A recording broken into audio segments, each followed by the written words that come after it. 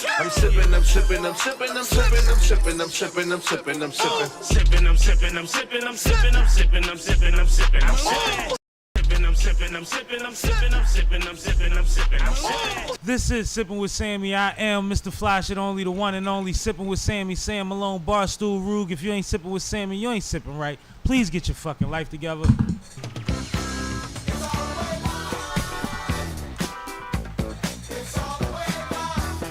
Damn Sammie, damn Sammie, damn Sammie, damn Sammie, damn Sammie, damn Sammie. What's up with y'all? Yup! We in here, man. Happy Monday, happy hour, happy Memorial Day. Hopefully everybody has some barbecue at some point this weekend because most of y'all gotta go back to work tomorrow. And I don't know if it's gonna taste quite the same after you get off. But you know, it's another Monday. We live. As we said we was gonna do, you know, rain, sleet, snow, hail, holiday, whatever have you. We in here if possible. And I'm excited. It's a very, very special live stream for me. And I even might have a surprise for y'all later that not even K from Fine Productions knows about. But since we in here, let's get straight to the sponsor so we can get on with the show. This is Sippin' with Sammie, Sam Malone, Barstool Rug here with Rich Jewels, the official sponsor of the Sippin' with Sammie podcast. Tap in with Rich Jewels, male or female jewelry, black owned, small business. Tap in with Rich Jewels, Sippin' with Sammie approves. Dude, shout out to Rich. What up, Rich? You know what I'm saying? If you in the chat, shout me a holler. Or even call my phone, man. Maybe you could update the people. But I also have with me Kay from Fine Productions, the producer lady, Big K in the building. Kay's in here. What's up with you, Kayla? Yo, how you doing? I'm alright. Looking real red today. Red shirt. That The red shirt. makes my skin red. Okay, all right. My clothes don't change my skin complexion, but it's cool. Well, we have different skin complexions. How you doing today? You know, living the dream. You know, living a dream. You are so inspirational when you say that like that. We believe you so much, I promise you. Well, take it or leave it. We leaving that shit, man. We ain't about to ask her about her day no more because we was excited because it's the holiday, it's Memorial Day weekend and all of that. And she sound like a party pooper. You party pooping? I'm not party pooping. All right, don't start party pooping. Where shall we start? With the weekend recap? Yep. Let you set it off. Happy birthday, Sammie! Oh!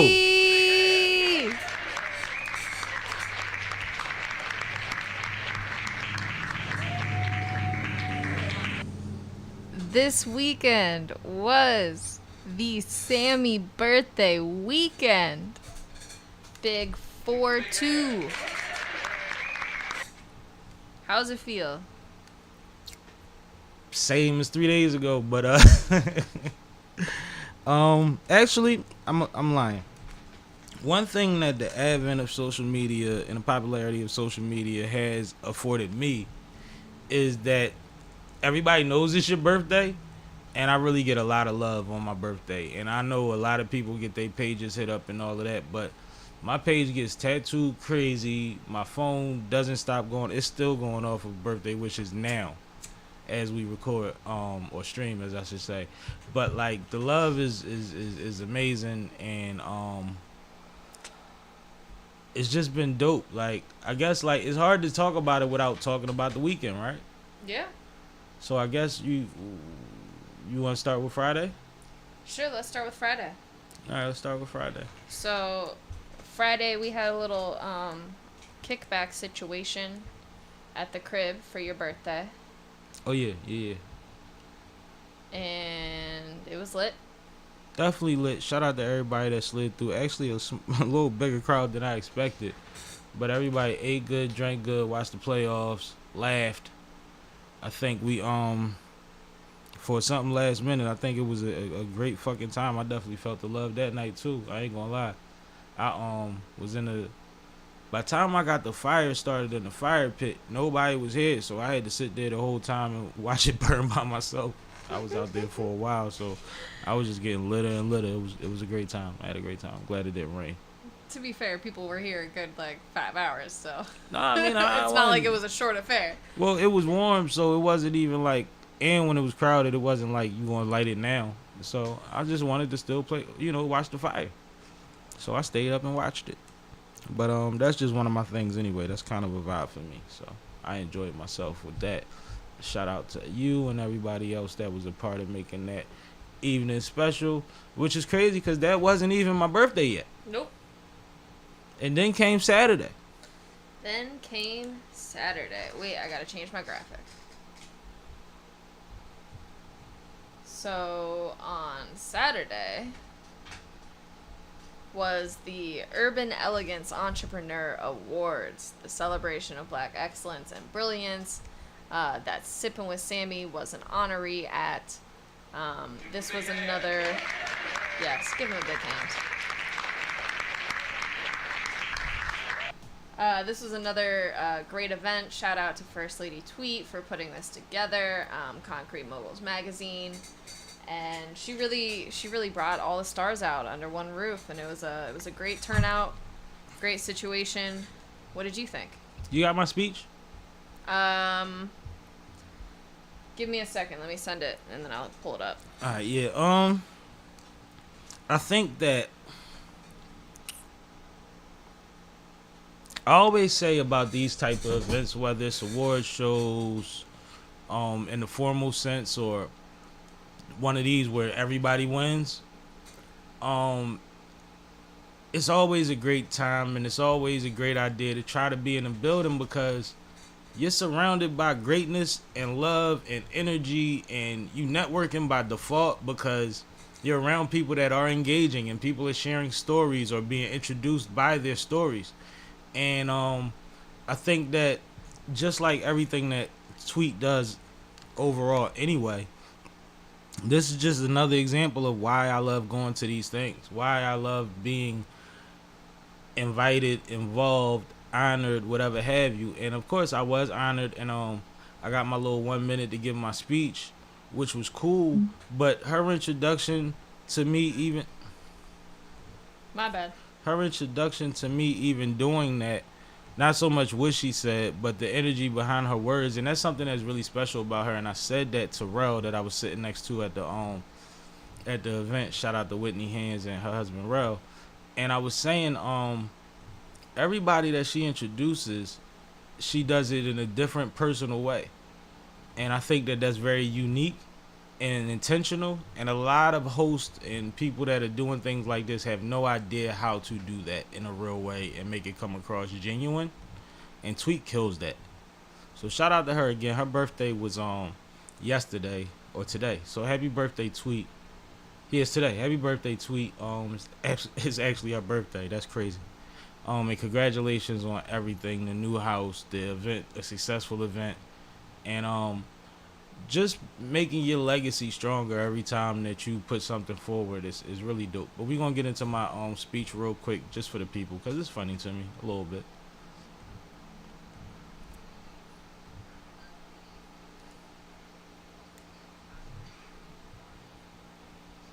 That he interviewed, so I'm gonna let Sammie tell y'all about himself. I'm gonna let y'all listen to Sammie, and thank you for being you. Thank you for always having my back and supporting me. I appreciate you. How y'all doing? Everybody good? Yeah. All right, so she told me keep it quick, but this part is long. I am the one and only Mr. Fly Shit Only, sipping with Sammie, Sam Malone, Barstool Ruby. If you ain't sipping with Sammie, you ain't sipping right. Please get your fucking life together. That part. Most people in here have heard that before because they've been on my platform, and that's the blessing of having my platform. It is a podcast platform, but we also live stream concerts. We throw events. Did a damn street festival a week ago with 20,000 people in the middle of the street in North Philly. So like we do a little bit of everything. We support everybody that comes our way that makes sense. So please let me be a part of whatever you have going on if you haven't been on my platform. And if you have been on before, I started going live every Monday evening at 7 p.m. Come back through and let us know what you got going on. Go over some current events and let's have some fun. Other than that, I want to thank everybody in this room for being who you are, and I want y'all to make some noise for Tweet, because she does this every damn year. Also, my birthday is at midnight, so this is my mom and my aunt when they was kids on my t-shirt. You know that lady. So I just wanted to shout out my mom and my aunt because they couldn't be here. They are alive, but I wanted to accept this award with them tonight. So thank you.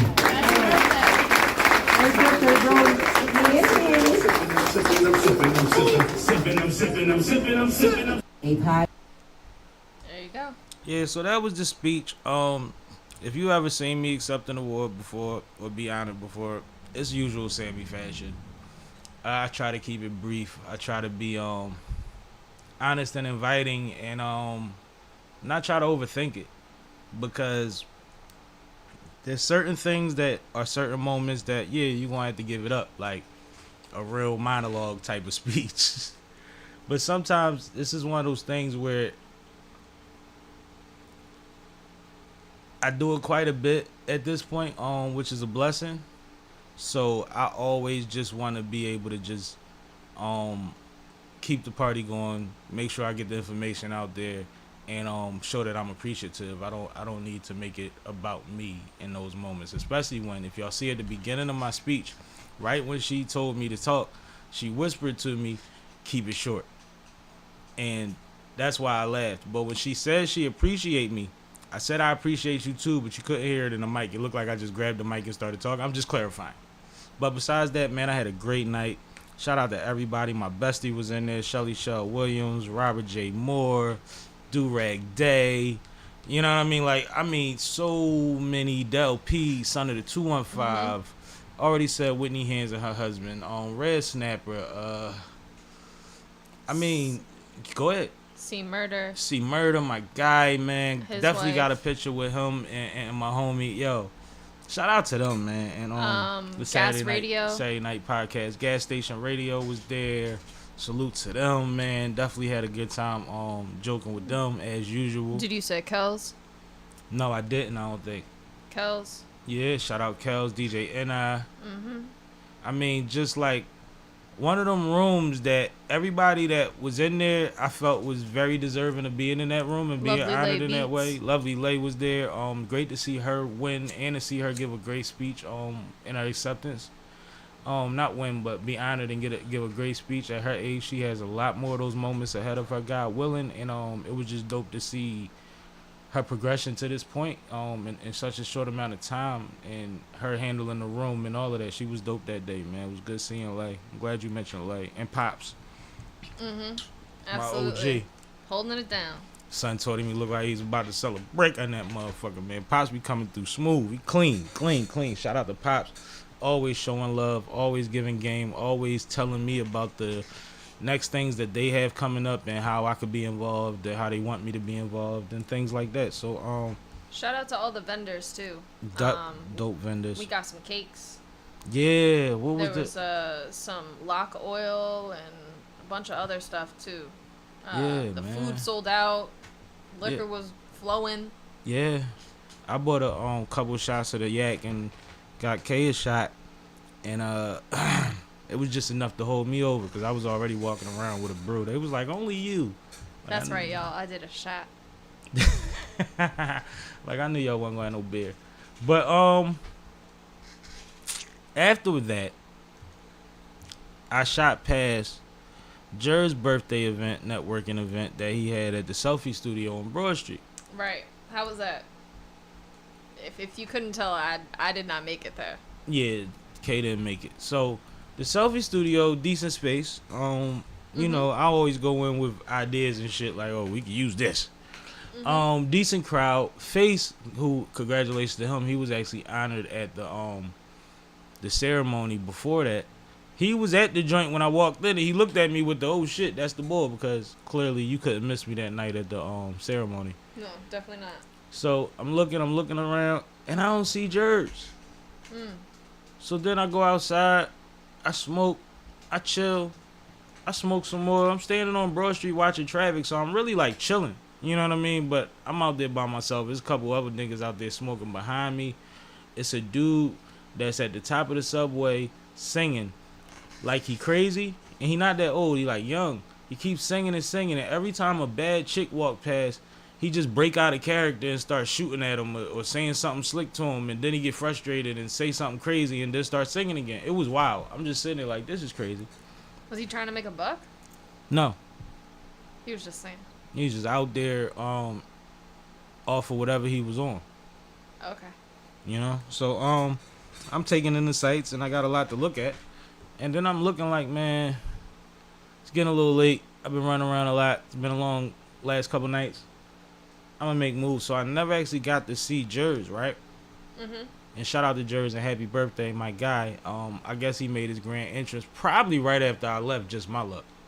But I did take a picture of the sign out front to prove that I was there, because I've never been there before. So it's my evidence of my being there, and I'm pretty sure the phone kept the date anyway, so I should be covered. There you go. So when I talk to Jers and he'd be like, damn, you ain't make it to the joint, I'm gonna just send it to him. But I definitely was in there for you for a little bit, homie, and hopefully you had a great night. It was a lot of beautiful women walking in that motherfucker that night. I ain't gonna lie. It was some huskies in there. Oh. Yeah, it was. So I guess that takes us to Sunday. What was Sunday? Sunday we went to What dinner. was Sunday? Oh, Sunday was the Sammie Day. Oh, Sunday was my birthday. Yeah. Oh. We're gonna have a funky good time. We're gonna have a funky good time. We gotta take you high. Yeah. You don't.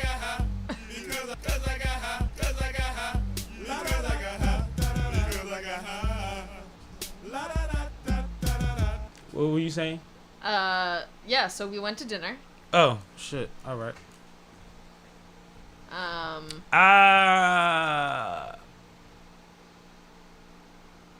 trying to figure out if you wanted me to take over or not, but then you started talking again. My bad. No, you can. All right, so we went to dinner. Stinger, Waterfront. Had the family there. Yep. The K was there. The grandma was there, who's 97, by the way. So it's always a blessing. Shout out to Mary, man. Love you to death. Sister, mom, dad was in the situation. Have fun at dinner. Dinner was cool. Everybody's drink sucked, and my beer was a little flat, so that was like a real downer. Cause we wasn't far, but it's a little trip. You at least want to have a good drink before you gotta ride back, at least one, you know. And that wasn't a thing. But my food was good. I think everybody for the most part enjoyed their food, except my sister's main course was overcooked. So, you know, you say what you want, but I guess for this time around I would have to give it a C, just because of the drinks alone. But as far as just going and having the dinner part, like just the experience of everybody being there, I had a great time. I enjoyed it. My grandmother enjoyed herself. I keep getting feedback about that. My mom was excited that she was able to make it. So we had a good time. And while I was at dinner, or we were at dinner, I had a coworker of mine on my bumper. Like, hey, what's going on? You know, I gotta drink a beer with you. Me and my husband want to drink a beer with you for your birthday. We got your favorite beer. And I'm like, all right, cool. Hit y'all when I get back. So I got back around the way, and I went up there for a couple hours and hollered at my coworker and her and OG, and got recruited to be a Mason for about the 150th time in my life. But, you know, it's never no disrespect. They're not trying to get me to try coconut. But had a good time talking to them, and then came back and watched the NBA playoffs, which is our next topic. But once again, for my birthday. And everybody that was a part of making it special. This is the award that we received on Saturday evening. It's handmade by Tweet herself, which makes it even more special. I think it's actually dope. There were these, and there was a legacy version that was gold, I believe. Yes. And We talking about she gave out over 60 awards that Yeah. evening to a lot of deserving 60 people. handmade awards. Handmade like, awards. just think about that itself. It probably takes at least so many hours for that to cure. Right. Right. So shout out to her again and salute to everybody that was there that was honored because like I said, y'all deserve it. I talked to quite a few people that you guys will get to see on the platform soon, God willing. Absolutely.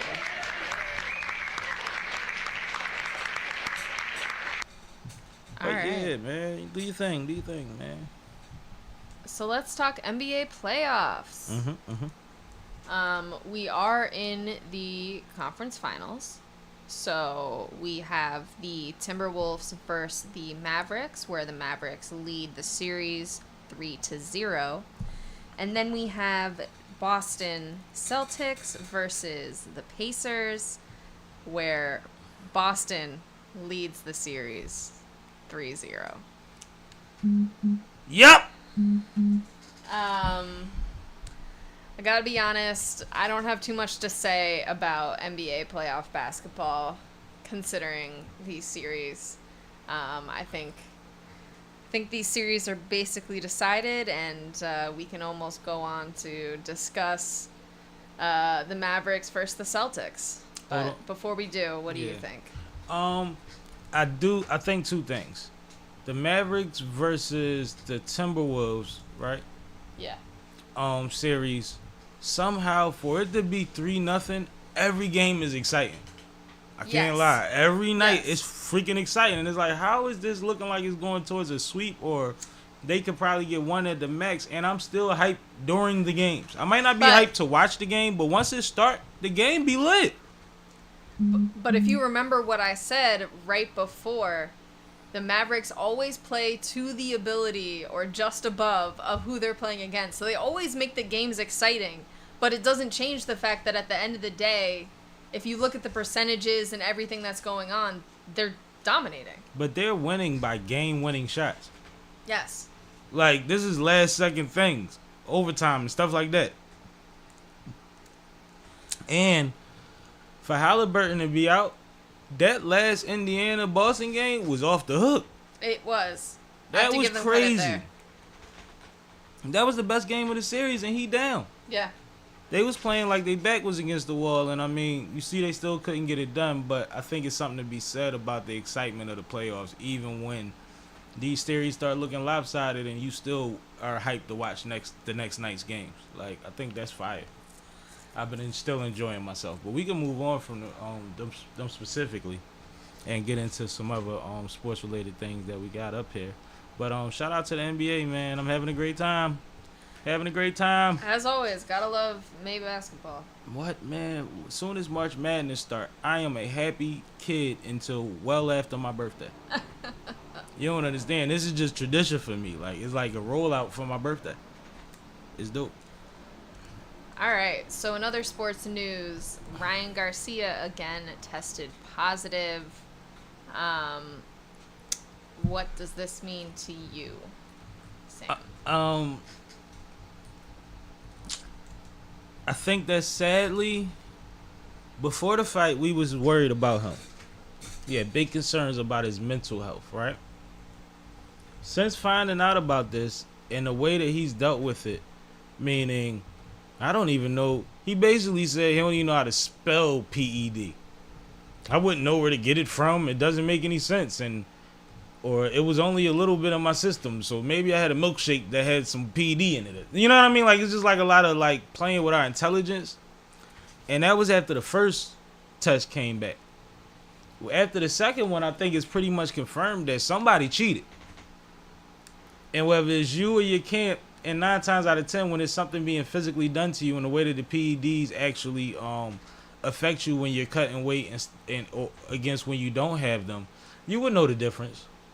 Right. And shout out to Mace. The day after the fight, he went on air and said, "Yo, he looked like he was on something." But he asked, "Did the fight Test for coke. test for coke?" Right.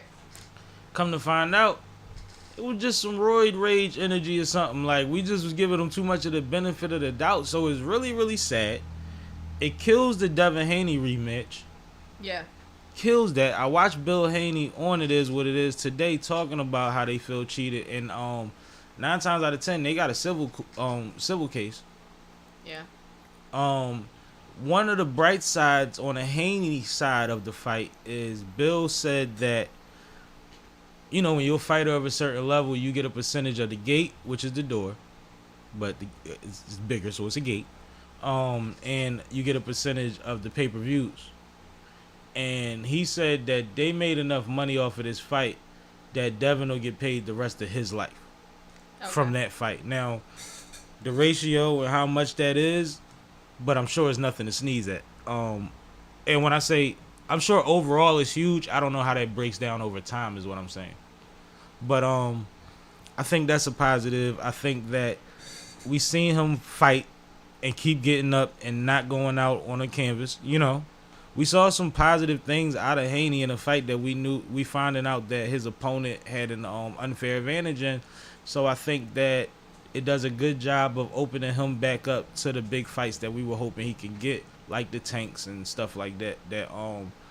Like Tank was talking that shit like, if you can't beat Ryan, then I ain't fighting you. Now that might be back on the table. You see what I'm saying? Right. So I think that it's all positive for the Haney side, which I'm kind of partial to Devin and Bill. Like, I like their personalities and their energy, and Ryan really comes across as a brat and a rich kid. Even though you know he probably came from nothing, he's been up for a while. Although, if this does turn out to be some sort of case where he was unknowingly, because like we know that his mental health is not all the way there right now. If his camp was doing this to him without his knowledge, that would make this 20 times crazier. The only way that he would be able to prove to someone that thinks like me that that's true is if they come back with conclusive evidence that he really has something mentally wrong with him and he's getting treated for it. Because in boxing, in that sport that he's been in since a child, that's all about what you put in your body and what you get out of your body. I don't think they could have slipped him a Mickey and he just woke up 2 days after the fight and was like, oh shit, why they talking about PAD? I don't think that's what happened. Yeah, no, I doubt it too. I don't think they just snuck it in the Gatorade. Like, I don't think that happened. And like I'm saying, you will feel it. You will feel it. You will feel it. You will know the difference. That's a professional athlete. And he's in constantly great shape. So any little thing would throw him off. Where we at now? LeBron free agency. Talk about it. So, in a move that we pretty much saw coming, if you know anything about how LeBron structures his deals or how he moves in his career. LeBron always puts himself in a position where if the team is not doing what's conducive to him winning championships, since the burden of winning the championship is going to be on his back in the public eye anyway, he makes sure that he always has an out. During his out, he might not want to leave. He might want to see if you make the right moves in the offseason. It's not really a money play because his number is his number. He said he's not taking anything less than the max. He's not saving billionaires no money. So none of that's a secret. We already know what he requires. We also know that he's in a position where he's said a couple things. Said he can't wait to play with his son. And he said that he would go to a team that his son got drafted to. Now, is it marketing? And does that mean this year, if his son gets drafted, that's what he would do in the upcoming season? Or does that mean the following year? Because I still think LeBron has more than one in the tank. More than likely 3. So, one thing people were saying is he bluffing or is he sticking the Lakers up? And I don't believe it's either one of those things. I think this is true to LeBron form, and I think that there's a lot of variables on the table that'll make him make a decision, but I don't believe he wants to leave L.A. And Shannon Sharp keep talking about a $100 million house he just built out there, but, you know, he could buy a couple, though. He could go to Cleveland and get a $2 million house, same size. I mean, it's also in theory for 3 years, so even if he's only leaving for 3 years, he can always come back to his LA house. Absolutely. Like, he's going to be comfortable wherever he goes. Yeah. I don't care if he stays in the best hotel in the city. He's going to be comfortable. And he's an NBA player. Like, he's used to being on the road and traveling and For that allotted amount of time, yes. exactly. So I don't think that I honestly don't think that location is that big of a factor, No, I think especially it's- considering his moves. Yeah, I think that it's history of movement. I think that it's more the factors that I mentioned, I agree. and I think that he's well within his right. If anybody has an opinion on his business, that's cool. But I think that we've seen LeBron make the right business decisions for him and his team since we've met him. Do you think that whoever the Lakers decide to end up with as a coach for next season is going to it's part of it too. determine? It's part of it too. You're always gonna let LeBron be in on the conversation of who you're considering as a head coach when you're LeBron. But at this point, when he's in this position, oh no, we're gonna make sure it's somebody you're ecstatic about.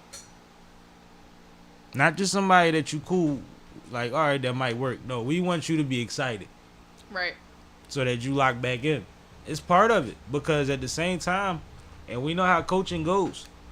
LeBron nod to another team, they might swap their coach out for somebody he's ecstatic about. And there's one or two coaches that we all know that LeBron likes a lot, and they still around. So that's what I say about that. Shout out to Brian. Salute to the Lakers Nation. We gonna see what it do, man. But I got him coming back 9 times out of 10. The Lakers are not the type of franchise that fumble players like LeBron ever. Yeah, I mean, fumble, no, but and I think with the amount of ticket sales that LeBron brings in for them, I think that they're going to do everything that they can to make sure that he is still wearing their jersey next year. But I think beyond next year, it might be out of their control. That's my 2 cents. I completely agree with all of the reasons you said. I'm watching this nigga deliver McDonald's to my door and we ain't ordering nothing. But whatever. Do you know him? No. It's a delivery guy. You had the wrong address. Alright, so Angel Reese situation. Speak on it. Yeah, so Angel Reese was fouled recently, and it wasn't just any foul, as you can see from the picture. It was a complete takedown out of the air onto her back, head hitting the floor. Really awful foul by Alyssa Thomas. And so it ended up being ruled a flagrant 2. But it kind of alluded, or at least, you know, those of us who read into it a little further, it alludes to this greater tension that's going on between some of these new WNBA stars like Angel Reese and Caitlin Clark, and some of the OGs of the WNBA, who might not be getting the same media attention that they frankly probably deserve. And business opportunities. Yeah, and business opportunities that frankly they deserve,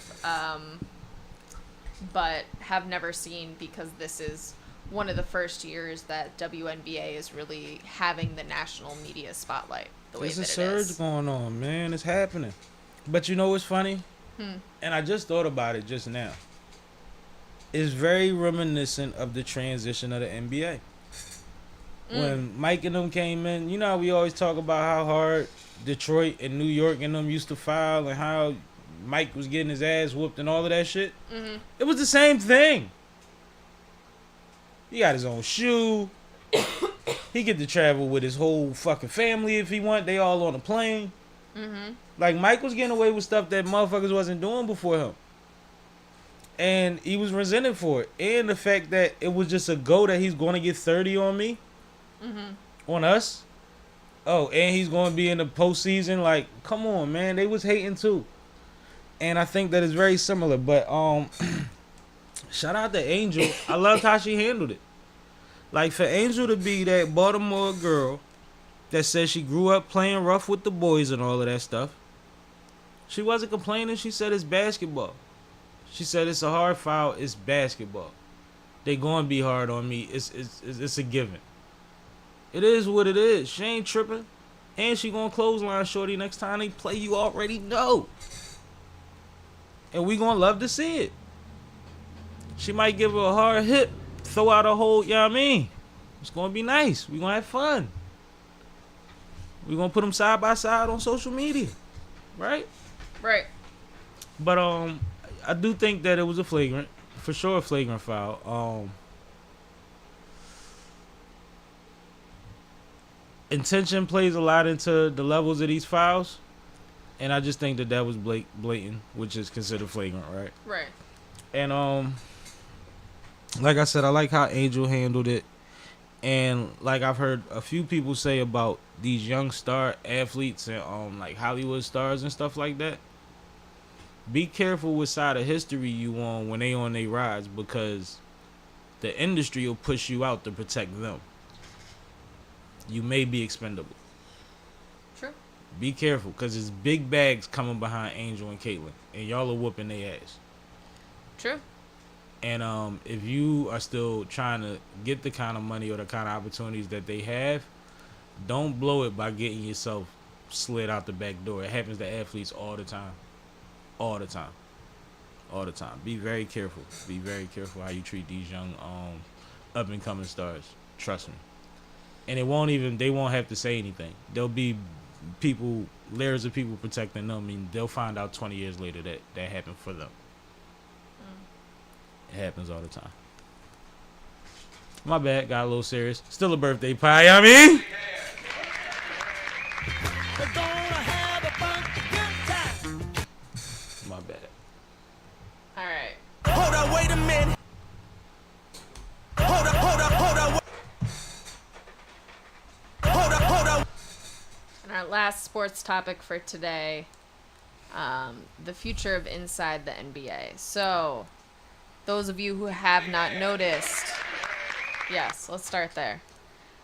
Inside the NBA has been a staple part of the NBA viewing experience for a long, long time. I think it's 32 years, if I'm not mistaken.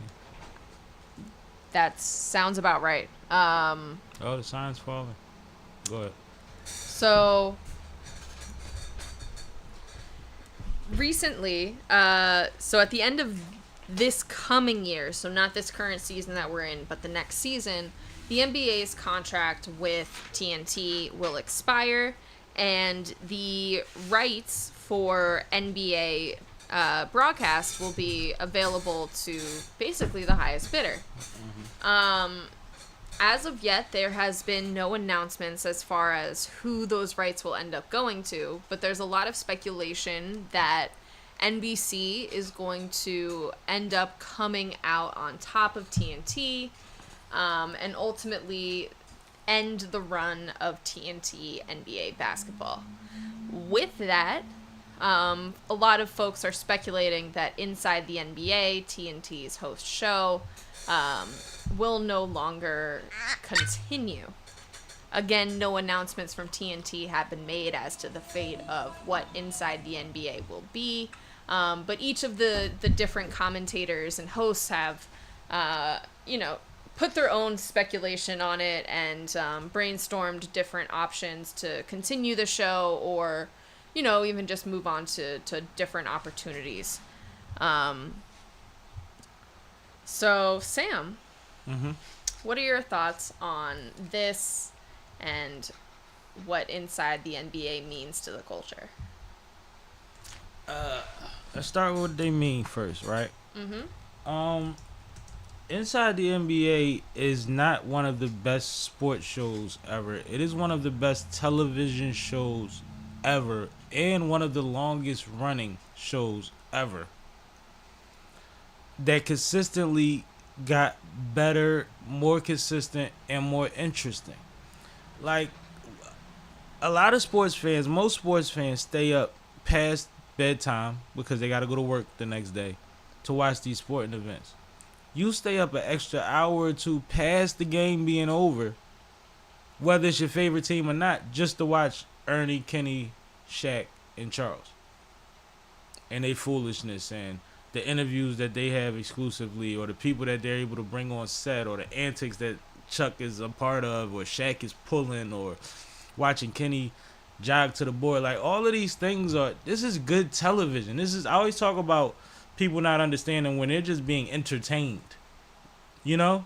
Mm-hmm. When you still tapped into something and you indifferent about it, but you're still watching it, you're entertained. So I think that it would be a great disservice to the NBA and the people that love the NBA and inside the NBA, which I think is a majority of the NBA's audience, I would say, internationally. I agree. I think it would be a great disservice for NBC to drop the bag on this, because I believe it would be in their hands, because money talks. But you said a lot of them have, or all of them have spoke on their take on what's the future may hold or the options. Most notably, Chuck. Mm-hmm. Chuck has come out and said that them fools that he working with don't know what they doing. He says that he's hurt and he's confused and he doesn't like it because there's a lot of people that work on and around and with the show that don't know what their future are, right? Right. That have families, and we always think about the personalities. And it's always awesome to have one of the personalities who is a star, superstar, legend and all of that say no, but it takes 200 people to run this show. Right. You know? Right. There's a lot of moving factors and nobody has an answer. And if Chuck and them don't know what's going to happen, and they're not saying it in jest, they're really in the dark at this point after just signing a big extension deal. Yeah. And they have no idea what's going on. I think it's being handled very sloppily. And I'm disappointed, to say the least. I'm willing to wait to see what happens before I say, all right, well, they're all idiots. Because there's still a chance that we might be able to get this in some form. Because I've also heard, like you said before, like there might be other options of where the show could be. Right. And I'm willing to follow. Yeah. I'm willing to follow if production value and everything is equal. Not even equal. Anywhere close to where it is now, I'm still there. But I agree with you. It shouldn't be understated, like the impact that this show. How many Emmys they got? How many Emmys Ernie got on TV? It's not just about being a sports show. Like, people who are not NBA fans still catch clips of this show. Yeah. Because of the dynamic between all of the personalities, the different types of segments that they have, the graphics that they put together. If you don't laugh every time they about to go to commercial break, you not paying attention to what they talking about. Right. And I as well, like, I've tuned into, YouTube videos of inside the NBA after games that have absolutely no relevance to me. I don't care for either team, and just wanted to watch them and their dynamic, because it's fun to watch. So I really do hope that they find a landing pad wherever that is, whether they are able to stay at TNT and gets some sort of basketball coverage remains there, or whether they need to find an alternative solution. I hope that this isn't the end for that show. Yeah, I wouldn't like it at all. I'd be highly disappointed. But either way, I want to give another round of applause to everybody that's a part of that show, because as Ernie always makes sure that we know, there's no big eyes and little U's in that building either. They all out there working and putting on one of the best shows, man. They more consistent than Saturday Night Live, and they on more often.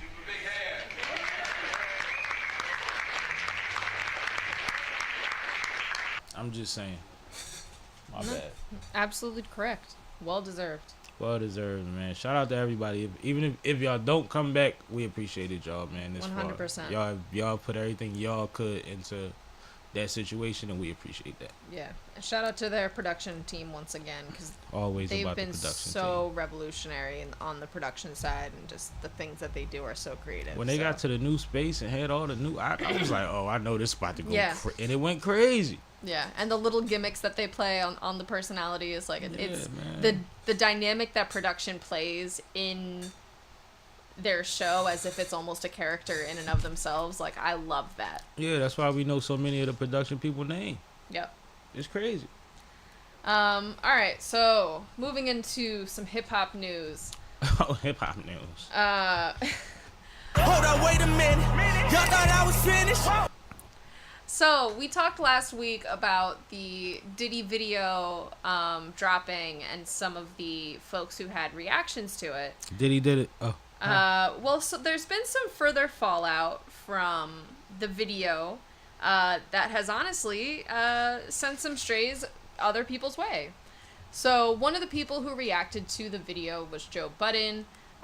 He, obviously mentioned his distaste for the action shown in the video, those types of comments. And then Tahiri jumped on in.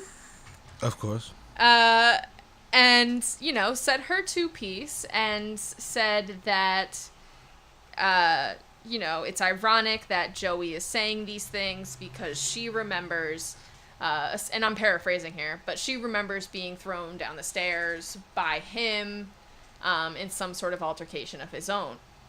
And also being held captive in the way that she puts it for hours trying to convince him to let her leave. Right. Is what she also said. For context. Right. Since then, Joe Budden has responded, again, completely denying all of these accusations, and, saying that Tahiri is basically continuing to bring him up for clout. Yeah, she's trying to maintain a storyline that keeps her relevant, and also that she stalked and had problems with his last baby mom, and he had to have people separate her on the show to make sure she was never anywhere around them and all type of stuff. Yeah. Right. So another fallout piece that's kind of been going on as part of this Diddy situation, 50 Cent continues to bring up... Nope. Hold on. Gotta stick to Tahiri first. Oh, okay. Sorry, go ahead. How do you feel about what Tahiri said? I mean, I think that watching Tahiri on Love and Hip Hop and seeing a little bit of her personality and her and Joe Budden's dynamic from that show, I can say that I think that their relationship got to a point where it was just very, very toxic. And I think she would do things that would instigate, she would exaggerate, she would spin stories. So at this point, when it comes to her and his relationship, I can't really trust her perspective on events that have necessarily transpired. Now, that's not for me to say that I'm, denying that or calling her a liar or denying anything. It's just at this point, like, I can't really make that judgment call. So I would prefer to just, refrain from casting that judgment onto Joe. I'll take your Love and Hip Hop example, and I'll raise you Marriage Boot Camp. Okay. Do you remember Tahiri on Marriage Boot Camp? Tahiri Yes. was on Marriage She was Boot with Camp a different dude. with Vado. Yes. Vado from Harlem, Yes. right? Yes. Do you recall her throwing apples at his face? I do recall that. Do you recall her attacking him on the couch afterwards? I do recall that. These things make it very difficult to believe. And this is the problem that a lot of women run into, and it's fair or not. When you present volatile, especially violently towards males, to hear that a male was violent towards you sometimes comes across a little shaky. She doing these things on TV after him And after whatever healing she was supposed to do and whatever counseling that he always admits to going to, somebody doesn't seem like they did the work. So you might gotta be careful how loud you want to scream unless you plan on filing civil suits or providing evidence. No, I mean you're absolutely right. You're absolutely That's right. how I feel about it. And it's crazy because those videos, those clips resurfaced. It was the first thing I thought of was we just watched that beat up Vado twice. And Vado was a little extra and out of pocket, but yeah. It was bad. And I think a lot of women. I remember watching that and saying, why is production letting her do this? Right. Why they not stopping it? Why is she not being shunned for what she's doing? Because if it went the other way, he'd have been in a hotel while they try to figure the shit out right before they book his flight. And a lot of times, especially when there's violence against women, we tend to forget that domestic violence does go both ways. And oftentimes, male partners are victims of unspoken and unreported domestic violence. And a lot of times men won't respond or won't even. I've seen it. Won't hit back, won't even speak put up back. their defenses in the same way, like, don't really know what to do but freeze. Abuse is verbal too. I've seen women go off in front of crowds of people on their man and watch the man handle it in a way that I was befuddled by, but also I kind of admired it because I'm not built, yo. I'm not built, and not to say I would have went crazy, but I'm not just going to sit there and I'm not just going to carry everything the same way. Right. Like, that's not how it's going to work. But what I was going to say is, yeah, it's physical and it's verbal, and I've seen both. Mm-hmm. And everybody's been in situations in their own relationships. We all grown where we've seen certain people act up that you wouldn't expect to be the aggressor. But what it comes down to is some partners get abused and some couples fight. Yeah. And I know that sounds crazy, but every couple ain't the same, yo. I'm Right. just gonna say it like that. Every couple ain't the same. And now when we in the times where we're accepting of everything, there's a lot of couples that just fight. Just saying. Everything ain't equal. But as far as her part on it, I just knew that she was gonna get the fallout that she got. I don't know if you're aware that Rocky jumped in it and went at Imani. No, I didn't know that. Yeah, Rocky jumped in it. She started throwing shots at Imani, saying that Imani was broke and homeless and that his past is crazy with his ex and he's a liar and all of this shit. And he went off on her in the spaces. And it got real interesting. Yeah. So you can move on to 50, but I just wanted to touch more on that because I'm like, we seen her physically abuse somebody on camera twice. Right. That was a spouse. I mean, that she was in a couple with. Right. Yeah. So now moving on to 50 Cent. So what if you jump on me and when I push you, you fall down the steps? I don't know. I've been in that position before too. She didn't fall down the steps, but she could have.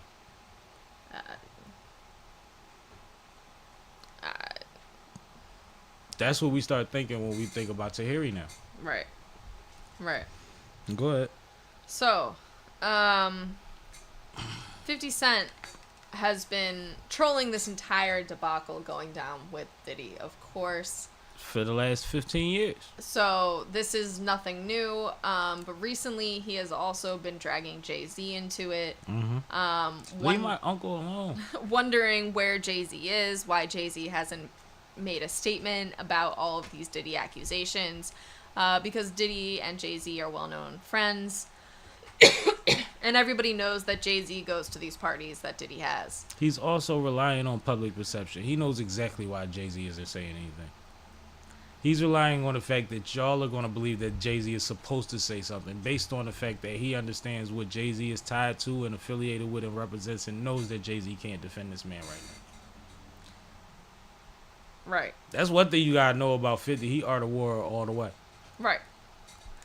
And then they're also bringing up Jay-Z's character and wondering whether, if Diddy treats women this way, is this how Jay-Z treats Beyonce?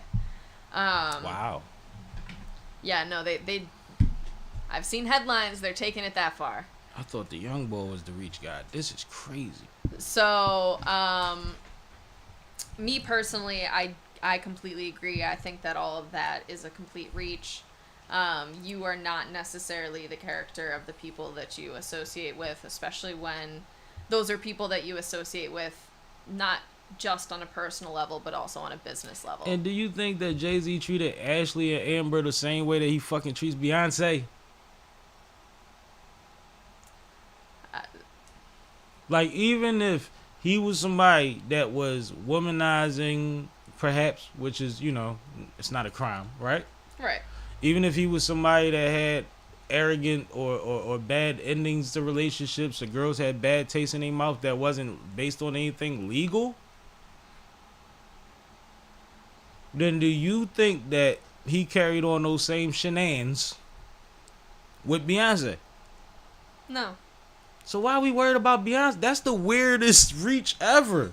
Mm-hmm. And I know you said you agree with it, but I'm just trying to break down why I said it's the crazy reach. It's like, and I always say that B has learned a lot since she's been with Hope. She was not the same B then as she is now, as though I'm sure you could say about him in a lot of ways. Mm-hmm. But you wasn't gonna take Matthew Knowles and what's her name daughter and just pull shenanigans. Got caught up in a little scandal, but that's a little, that happens. Not no shenanigans. You don't get to treat her like dumb. Right. She not his rap verses about her sound different than the rap verses about them. You dead, bitch. The Reaper done came. I suggest niggas stop speaking. Never mind. He said the chickens. What he said? The chickens are listed. Seen the digits unlisted. The beeper done changed. You dead, bitch. The Reaper done came. Like, yeah, that's how he used to treat him. Like, right? Yeah, he said, no snacks and shit. He told y'all. I don't think he treated her like that. But that's interesting because what do you think about the Beyonce, like, why would they reach for that? I mean, are they trying to get her to blink twice? I think they're trying to get a good headline. Like, they have pictures of Jay-Z with Cassie or Jay-Z with Beyonce and Cassie with Diddy, all four of them together. Like, it just makes for a nice. And we think they all share the room. I don't personally. We think that Diddy and B was like, yo, we just going to bunk with y'all. No, not one bit. My bad. I'm making fun. I'm having fun, man. We talk about serious stuff on my birthday. Y'all got to bear with me. I'm enjoying myself regardless.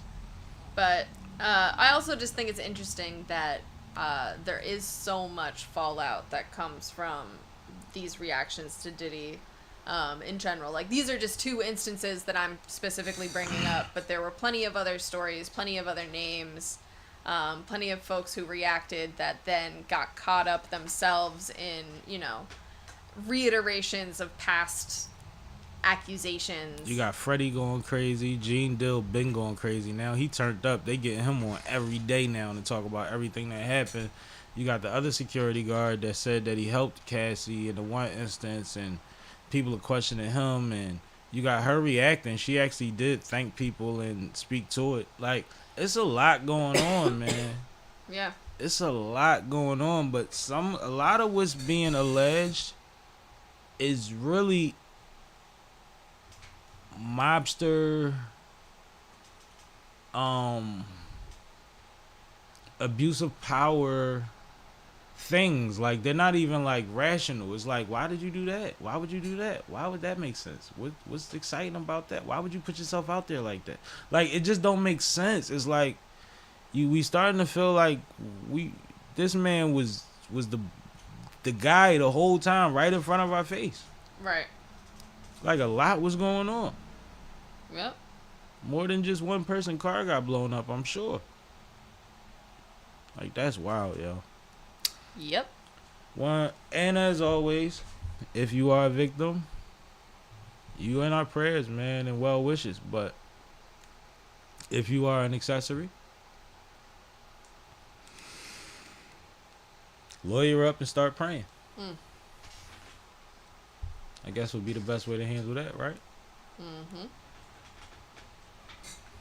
Where we at now? Kelly Rowland on the red carpet.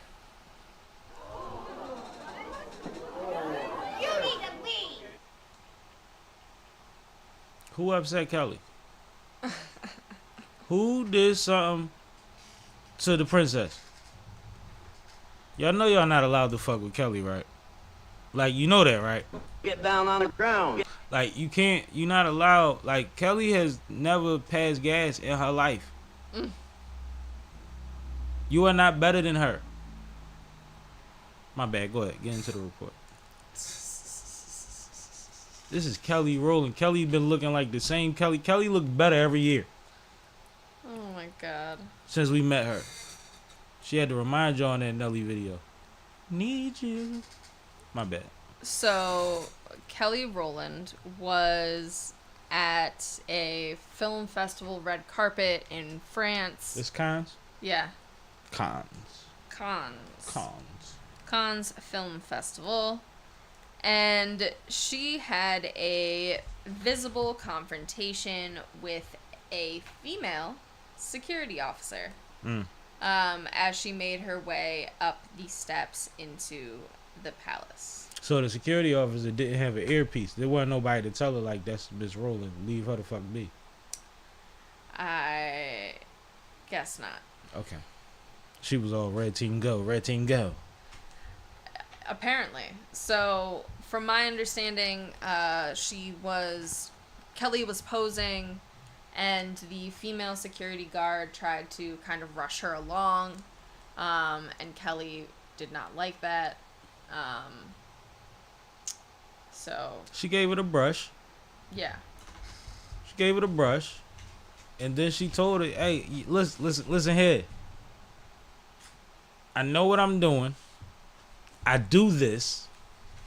And you ain't do this to none of these other motherfuckers that don't look like me. Right. And then Shorty said, well, I'm just saying you have to keep it moving. I think that's how it went. I think that's probably exactly how that went. Yeah. I think it was something like that. But the picture surfaced well before the story Yeah. and the video, right? So it's like everybody, and it's funny because the vlogs are so quick to pick up positive things about Kelly because nobody really has any hate for Kelly, that they were like, look at Kelly stunning at the awards, and in all the pictures you see her pointing at somebody. And then it started being like, well, what happened?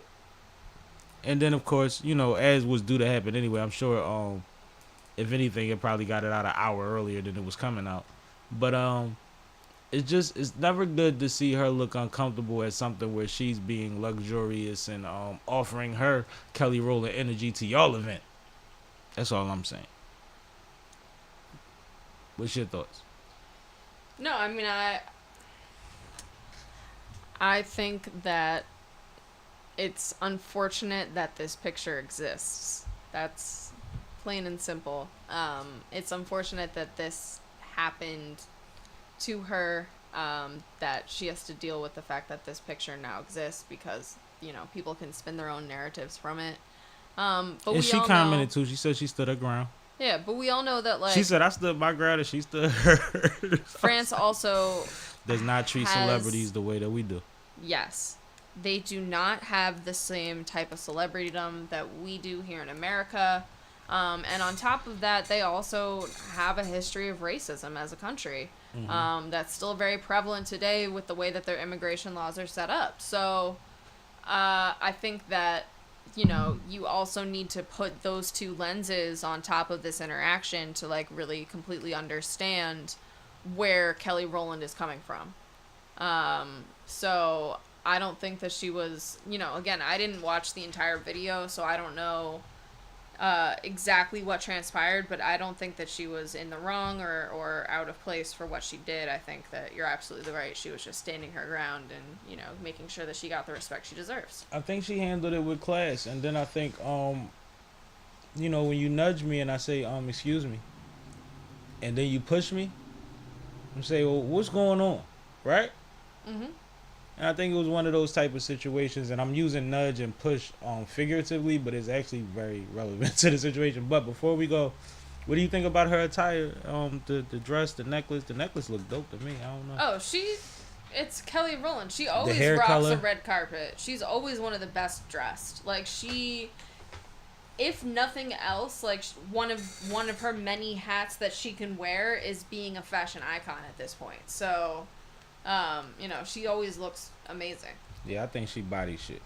Yeah. I'm not so descriptive. I think she body shit. Shout out to the what Charlamagne call it, the Godiva Queen. Yeah, man. Shout out to her, man. We love you, Kelly. Don't let them upset you over there, and also don't let them arrest you, baby. Don't let them upset you. Don't let them arrest you. You heard what Kay said. They play funny. What area do you want to go to next? Let's go to Tay Rock and Chess, All right. which was it's true to form, but so unexpected, right? Is that the way to say it? That's fair. Fair to say. So, you might need to help me introduce this one, but Tay Rock and Chess basically were recorded on video. I don't know why they were at this event. Do you? No. Well, I do know that lately, DNA has started doing a lot with wrestling, and he has extended some of those invites to Tay Rock, and Lady Caution, shout out little sis, have been, I don't know if they were already super fans or already fans of wrestling, but they've been definitely tapped in. One of Lady Caution's last rounds, her third round was all wrestling metaphors, and she went crazy. She was surprised that Battle Rap kept up with it. It was crazy. But it's kind of been their thing lately. They've been meeting all the stars. They was at WrestleMania in Philly and all of that type stuff. So I'm guessing that this was a smaller wrestling event, and they probably got paid to, be guests and personalities, because that's part of wrestling, right? Mm-hmm. So what happens in the video is somebody gets tossed out the ring, from what you can see in the video, because it's not the whole thing. The first video was Caution's video, and then there was another video, and then they spliced them together, actually. But you can hear Caution laughing and talking in her video. So when the guy gets tossed out the ring, whoever he is, somebody on the other side of the ring distracts the referee. And if you know wrestling, you know this is one of those things where, for some reason, the referee is going to take the next 45 seconds to argue with somebody and not pay attention to what's going on in action. Right? That's one of the things they do. It's fun. So as soon as the ref's distracted, you see Chess climb in the ring, and then after Chess, you see Tay Rock climb in. You can't really identify Tay Rock right away, but then they both climb up the ropes, stand on the top buckle, and dive on top of the guys outside the ring. It's like 5 guys, 6 guys moshing, rumbling over there, and they just dive on top, and then they pick their homies up, and then they flex and they high five, and it was just like, yo, it's dope to see. I guess since I'm already talking, I'll give my impression of it. It's dope to see that, as much as battle rap and battle rappers and the people that love it have said that we know that it extends outside of battle rap, we know that these other people watch us, watch y'all, and they know who y'all are. It was dope to see another example of how they're having fun and possibly making money off of their likeness, doing something that they appreciate. I thought that was fly. I think it looked real random, and you could tell that they was amateurs, but I think that they pulled off the look. Like, that's what it is. It's a look. We don't do this every day. But I thought it was dope. I thought it was fun. I know Caution had a ball, and she knew it was coming. So I think it went across well in the building. What do you think? No, I agree. I think it's a cool little merging of worlds, and it's a cool look. Yeah, like wrestling and battle rap. Since they've been calling battle rap WWE and all of that, like, it makes so much sense, right? You ain't even know it. Who knew? Speaking of a merging of worlds, From battle rap. Yeah, battle rap is also now merging with Survivor. And by that, I really just mean that Rome DMV was spotted on the trailer for the upcoming season of Survivor. Somebody like Survivor. Who's a fan of Survivor? Me. Oh, all right, you. Okay, all right. Me. I'm a Survivor fan. Shout out to James, man. So I don't remember this. Rome DMV. Yeah, I don't remember him. So can you give a little bit of background about who he is? Rome was a pioneer. Rome was pretty dope. He wasn't in the top, but he was well respected when he was in battle rap. Is what I could pretty much say about him. He's definitely a name that might be right below battle rap household name. I think would be the best way to put that. Like, you know about certain other legends from St. Louis that's not as big. You know about B Magics and them. Rome DMV might not be mentioned as much as them, but if you mention him, niggas is gonna be like, oh yeah, Rome used to get busy. And then the shit happened, and then he faked his death. Happened. Like, he was, when Tech 9 died, Rome faked his death. It was a lot going on, man. So it got weird for a little bit, and then he just pops up on a Survivor trailer. Which, if you know anything about how he operates, is not really shocking, but surprising. It's like, oh, that's where you at. And then it's like, well, shit, where he be? He liable to do anything. So you've seen enough episodes or seasons of Survivor. What are your predictions for like his gameplay? Do you think that he's gonna get along with his initial tribe? I feel like he will. I feel like he knows how to blend initially. I feel like he's one of those characters that over time you'll realize where the fake is probably coming from or leaning at, or where that glitch that you can use against him is at. But I think initially he does well. I don't see him going out early. I think that with the environments we grow up in and the environment that he traveled as a artist, and even the things he's put up with since he's pulled his stunts and shit like that, like, I think he kind of knows how to like run a play for a little bit. But sometimes when you're intelligent, you're not self-aware type of thing, and it'll backbite him. Okay. I think that's one of those things that are but I think it'll be funny to see him. I think he might come back to relevancy. Niggas might start throwing him in bars. We gonna find out how many people. But I do think he's probably a Survivor nerd. I don't think, because you know sometimes you watch Survivor and them people look like they don't know what gameplay is. Yeah. I think he understands what he strikes me as one of them people that's tapped in and has favorites and all of that. Like, I think he's all the way in. Oh, you think he's like a ultra fan? Yeah, I think he's at least like James. Okay. I think he knows what it is. Okay. And once again, shout out to James. Season, what was it, 43? Yeah. Season 43 of Survivor, the homie. Check out his episode. So give me an update on No Jumper. Well, okay. Sam. Adam decided to make an announcement that he was downsizing the No Jumper platform. Okay. He was cutting the Monday show, the Wednesday show, the Thursday show, the Friday show, the Saturday show, every show except the Tuesday show. Got it. Certain personalities involved were going to still be around, and other personalities were going to be called in as regulars for interviews and moments. He blamed it on a conversation that he had with his accountant or his business, guy that was telling him that he was basically bleeding money and not making as much as he should be. This is ironic to me, because when you had everybody from Figmunity World and the biggest bros on your platform and your numbers was higher, you said you was losing money then. So you already knew that. Yep. So then you bring in this new batch of identical characters Yep.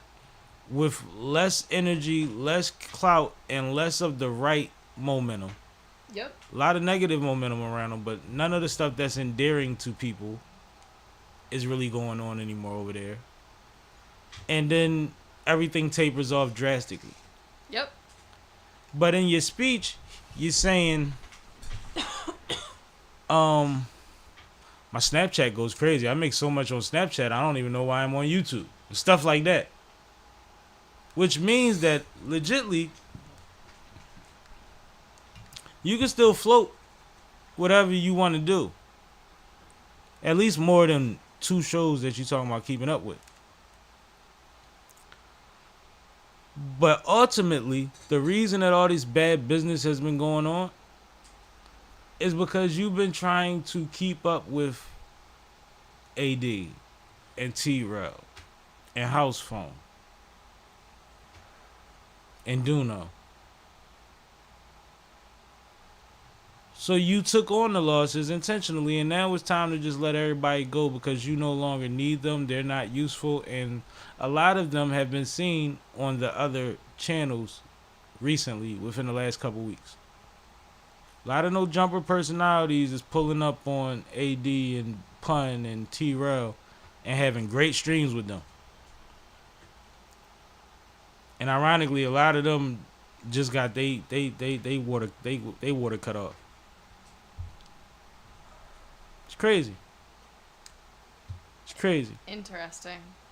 And then you keep comparing your numbers on your 4 million subscriber network to how many streams these others got with a couple 100,000 or maybe 1 million or 500,000 subscribers on their channel, as if we're not aware of what that means. Right. What do you think about it? Because it's all strange, and I know you know the business side and you know the streaming possibilities. You understand how all this works, right? Yeah, I mean, the thing about No Jumper, especially for shows like the news, you aren't really getting super chats. So you're not really getting additional revenue outside of view revenue from YouTube. But T-Rail is, community is, right? Right. Like, all right, so go ahead. But even like for T-Rail and them, their news doesn't get nearly as many super chats as their normal shows, their Right. stream shows. Right. But even No Jumper's normal stream shows, they don't read chats. Right. But why don't they read chats? Because the chat is spamming a bunch of shit like, you know. Adam 16. Right. Basically saying we don't fuck with you. So, yeah, no, I think it's, I think for him, especially at this point, he's admitting defeat. Like, ultimately, he's recognizing that he has lost this war of, you know, going back and forth with Fig Community World and trying to be this big broadcast center for the West Coast. He has seceded that to them now, and he is going to, like, what he's really doing is announcing his refocusing on different types of content, probably. He's going to be Vlad, but the difference is he's going to start having conversations with a lot of people we don't fucking vibe or appreciate with, and that's what's going to happen. Yep. One more thing. We just was watching the live stream from T-Rail, and he had his mom on there. Shout out to Heavenly Pies, right? And shout out to Smack, too. And T-Rail asked his mom her opinion on what's going on over there. And she gave an opinion, and it was an honest opinion, and I think it was a very truthful opinion. Like, I think I agree with her opinion, right? Mm-hmm. Do you think that Adam goes so far as to throwing a shot at T-Rail's mom now because she spoke on it publicly?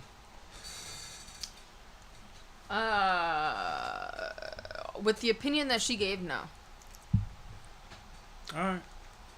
Because that's what I was thinking, like, is that a misstep to put your mom on camera talking about this? Because I think that her, like, the main viewpoint of her opinion was that at this point, like, it's a detriment to both of you to continue to speak on it. But she also said, you know, he never liked that clip with academics saying that you was the next up. And I think that's what he'll dial in on.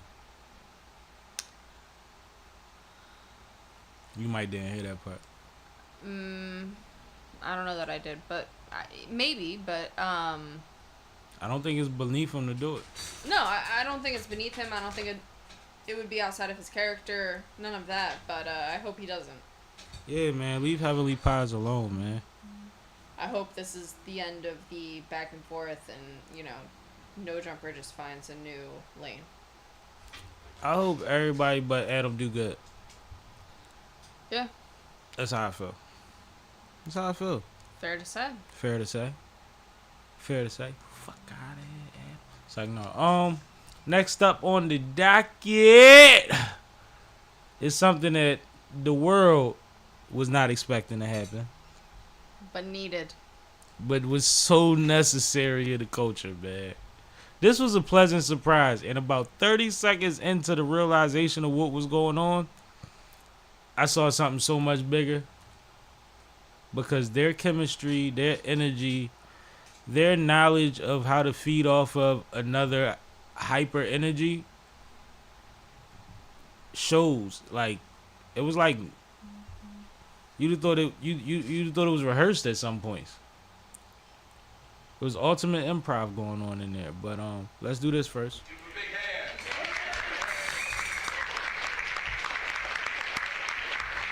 I think you need to actually introduce the topic. I'm gonna let you do that since I gave the emotional bit. Now you give us the facts. All right, so Kai Cenat had Kevin Hart on. Was it a 24-hour stream or a 12? No. I think they did about 4 hours together, if I'm not mistaken. Okay. So regardless, They're doing a 24-hour stream coming up. Kai Cenat had Kevin Hart on for a decent length stream, where, and to my knowledge, this is the first time that Kevin Hart has gone on a real streamer type of situation. It was. So Kai did a lot of his usual stream antics, and it was incredible, hilarious, and everybody needs to go see it. Like a movie. Like Armageddon. Talk about Men in Black. I mean, look at the picture. I know, right? That's crazy. No, you right. You right though. That was it. You got more? Give us more. That was all I was gonna say. But yeah, I mean, there was a couple of different parts that were hilarious. They played the What's in the Box game, where there's different things inside the box, and you stick your hand in while blindfolded to Funniest hour you gonna watch all week. figure out what is in the box. You try to guess it, and I'm not gonna give too many spoilers because I really want you guys to go watch it and give them the view. But that part was hilarious. Kevin Hart and Kai's energy was just a perfect pairing. And I think Kevin's reaction to learning and understanding the streaming world was really, really funny to watch. So I highly recommend it. I also think that Kevin's reaction was it wasn't necessary, but it was appropriately humble. He was very humble about the fact that he was there to support Kai, to figure out what Kai had going on in his world and what this new side of the business is, but not with the intention of becoming a streamer. And he kept making that clear. And Kai even brought it up one time and said, man, I think Kev got to start streaming. And Kev said, that's not what I'm here for. And I heard Neon say that he's going on his platform too. I don't understand Neon, but they did mention that they're going to do a 24-hour stream together, which should be dope, because I know the way Kai plans those out, he's going to have Kev on some shit. But I thought what was funny was when Ray asked him if Kai was his son. I thought Ray cracking a joke from all the way over there was hilarious. Because I think before that, you didn't know if Ray was watching the stream or not. When he said that, it was like, oh, Ray got one in the chamber. Yo, that was hilarious. Shout out to Ray too, man. But no, one of the best things I've seen in recent history since the $20 fight night that Gillian Wallow had. I knew you were gonna bring it back to that. No, this is up there with that, man. This was one of them. I had a great time, and I just we don't know how far this streaming thing goes. We don't know how long the offers and these bags that they are offering these guys is. This was a glimpse into the fact that Kai has a future outside of this shit. Yeah. And it's real, and his impact on the culture is solidified to this point. I think for some people that was Nicki Minaj, but no, this is different for me.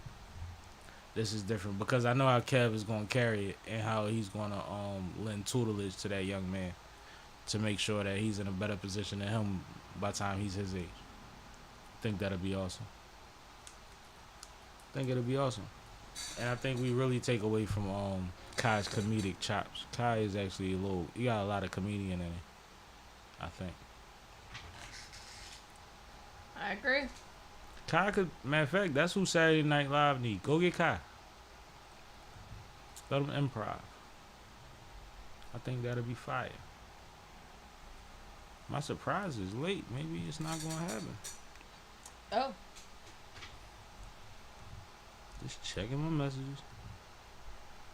Checking my messages. I'm moving on. All right. Charlemagne was on The View. Mm-hmm. And he was there to promote his latest book, which unfortunately I don't have the name of in front of me. It's Small Talk. Hold on. Yeah, it's Small Talk something.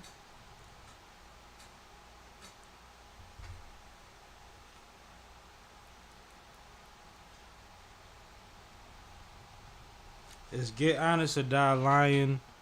Why Small Talk Sucks. Why Small Talk Sucks. Charlemagne the God. Yeah. So He has great titles for his books, by the way. he was there to promote his latest book, which is available now. I got black privilege.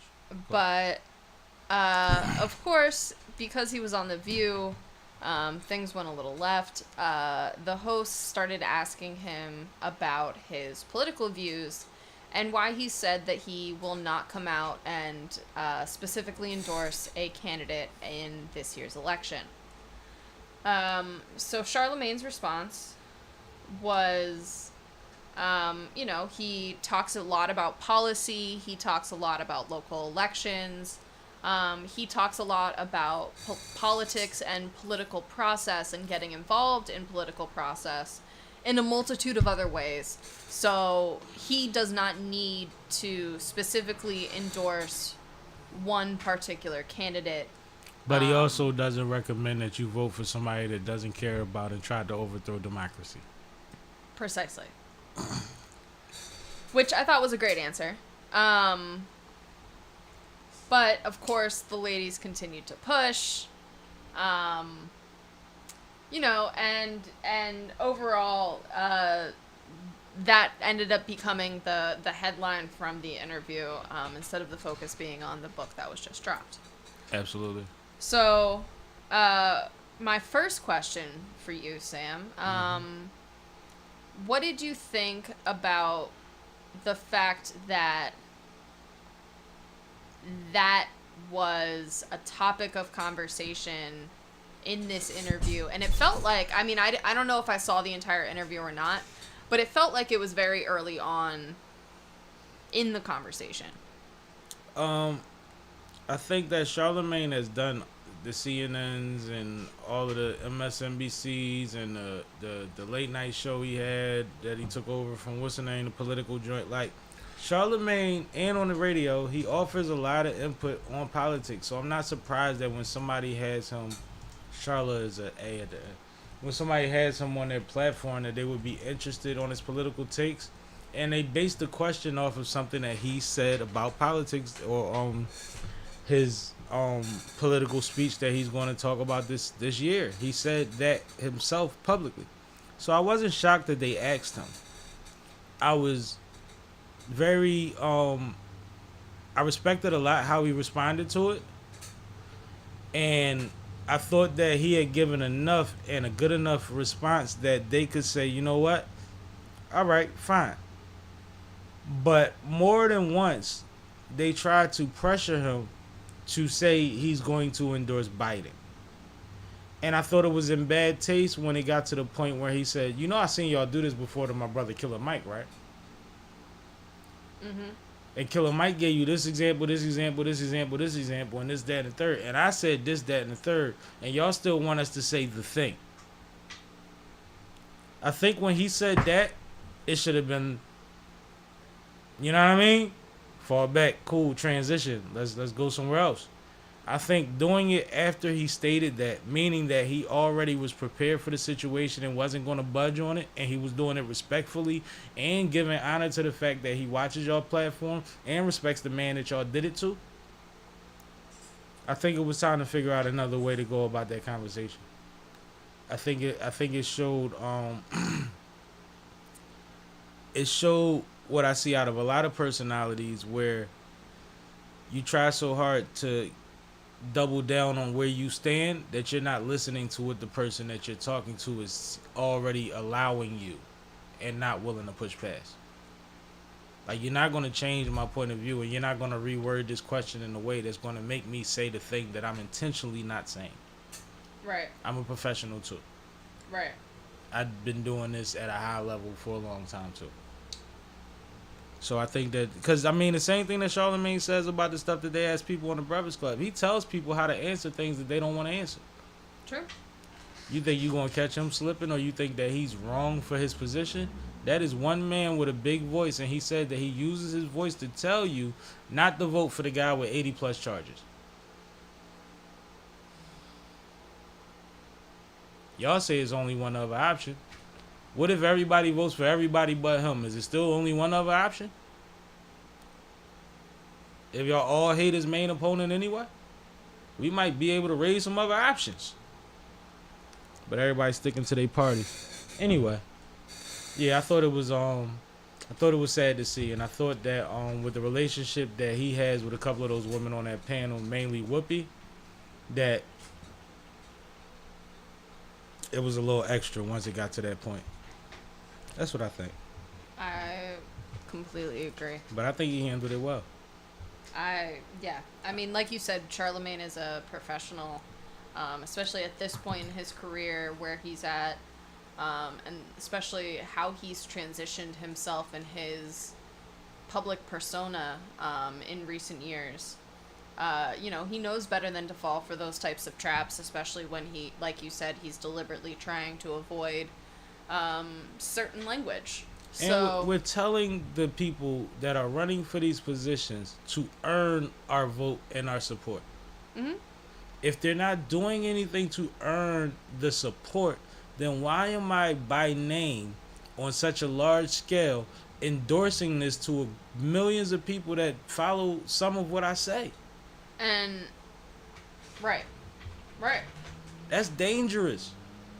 It sets a bad precedent and a bad example. So let's just keep it real. I don't like the other guy because y'all do what y'all want. Simple, right? Mm-hmm. And like I said before, Charlamagne does so much when it comes to political education for the masses through his networks that I think putting it the way that it was questioned to him as if like it is his obligation to endorse a candidate. Or as if he doesn't understand the position that he's taking. Right. I think that was very disrespectful of the host to do. And yeah, no, I didn't like that for him. I didn't like that he was put in that situation, but like you said earlier, you know, Charlamagne is a professional and he handled it very well. No, he handled it great. I think he built for it, and I think that just like anything on these platforms, and I know The View is a different level of platform, but I'm just talking about platforms in general. I always say, rule of thumb, man. You offer your opinion and your stance. You let the guests offer their opinion and their stance, and you let the audience argue the difference. Yep. Just don't try to push so hard, man. And they know that, but this is something that they feel really seriously and personal about. But it start making you wonder what their husbands go through at night. Anyway, American Society of Magical Negroes.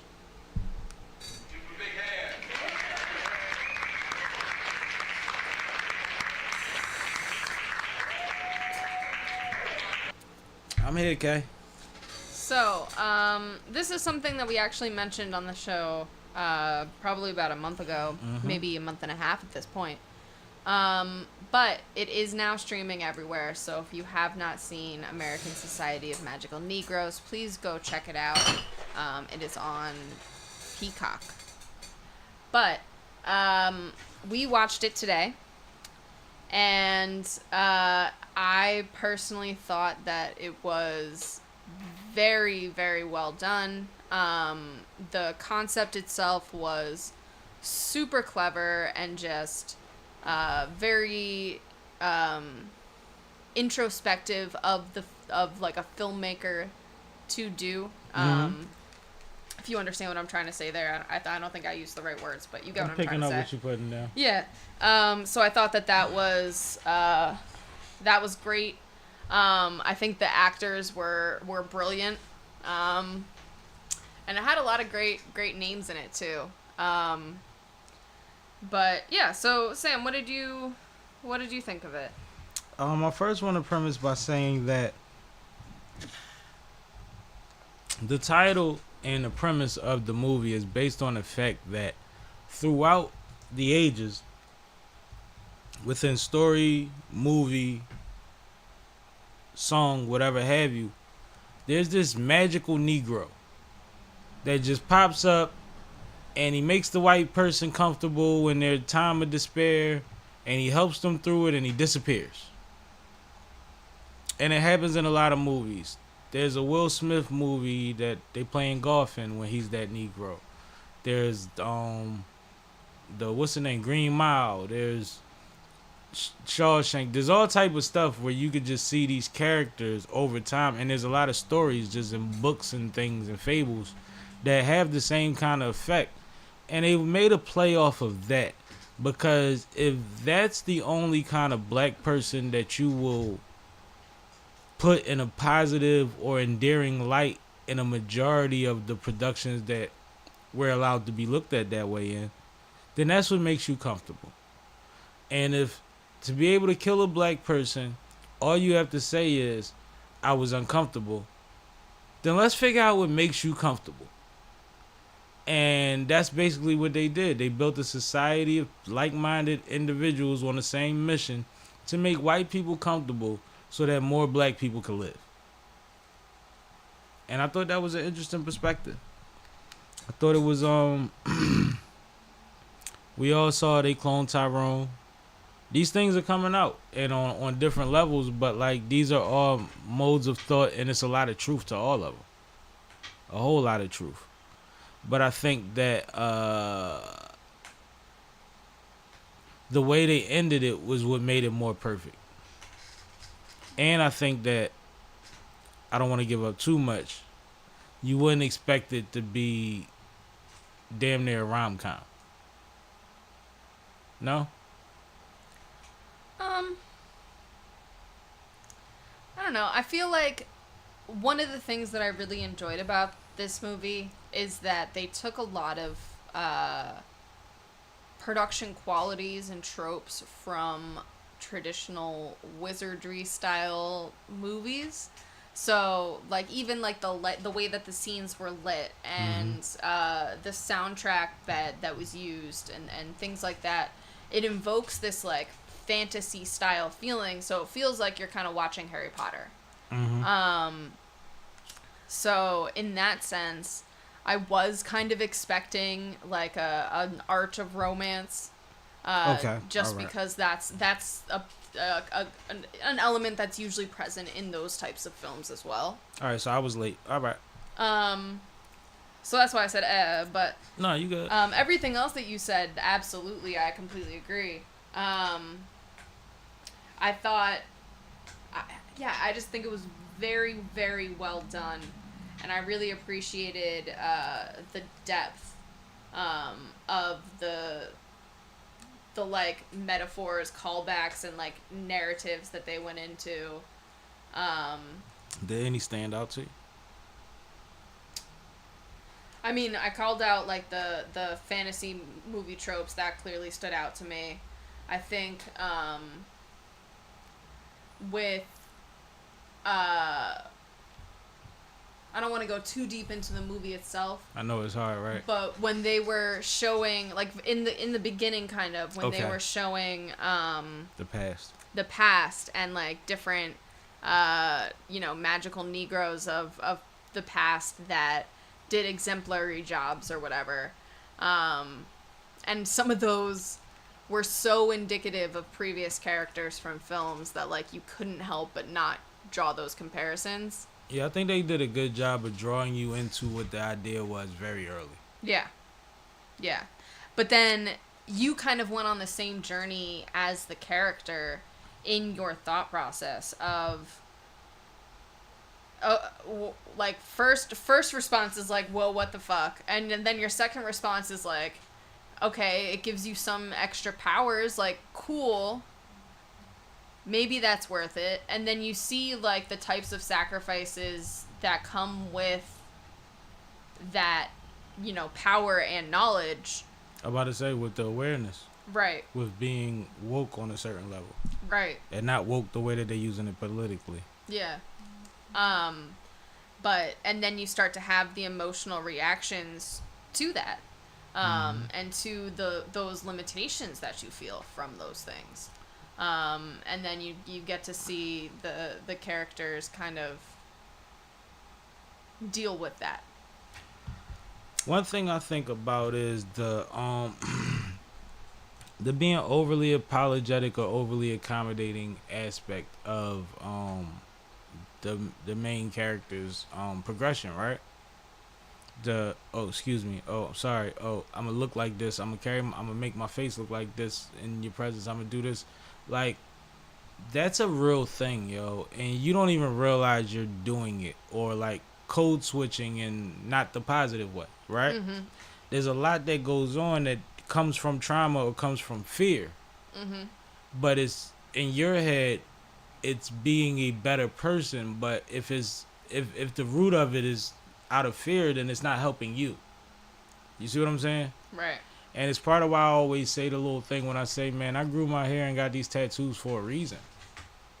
Like, I'm not going to conform for you to want to have a conversation with me. Like, I'm not doing it, because I became aware of that a long time ago. Yeah. A long time ago. Is such a real thing, and I think that really it touches base with it, with a lot of experiences that we've had in life, and even makes me thinking about dinner on Sunday and the table that was behind us, and the fact that it's their world and they act like it. You see what I'm saying? Mm-hmm. So it is what it is, man. But no, I think it was a dope movie. Please check it out. We really didn't tell y'all but so much. We did a pretty good job of not spoiling too much, because I think that you would assume certain things anyway, and maybe we gave you a little bit of, I need to check that out. And trust me, once you get 15 minutes in, you ain't really trying to turn it off. No, it's very entertaining, and as much as it's there's depth in the storyline, it's not something that, like, And the conversations are written very well. yeah, that's what I was trying to get very into. Witty. It's like the dialogue itself is not Yeah. draining. No, it's witty and it's witty, refreshing it's in a lot of funny. ways, right? There's moments of humor throughout it, so it's definitely watchable and palatable, despite the fact that it will make you think a little bit. And I see a bright future for that main character guy. I don't know what else he's been in, but I think he kind of killed that role. And for the young lady. filmmakers. Oh yeah, the filmmakers too. But oh yeah. I'm with you. I don't have the director's name in front of my head, but Because I wasn't hip to it neither. I'm like, all right, well, let's do that. If that's what you want to do, we can do that. Nothing. I'm getting there. It's a long title. All right, well.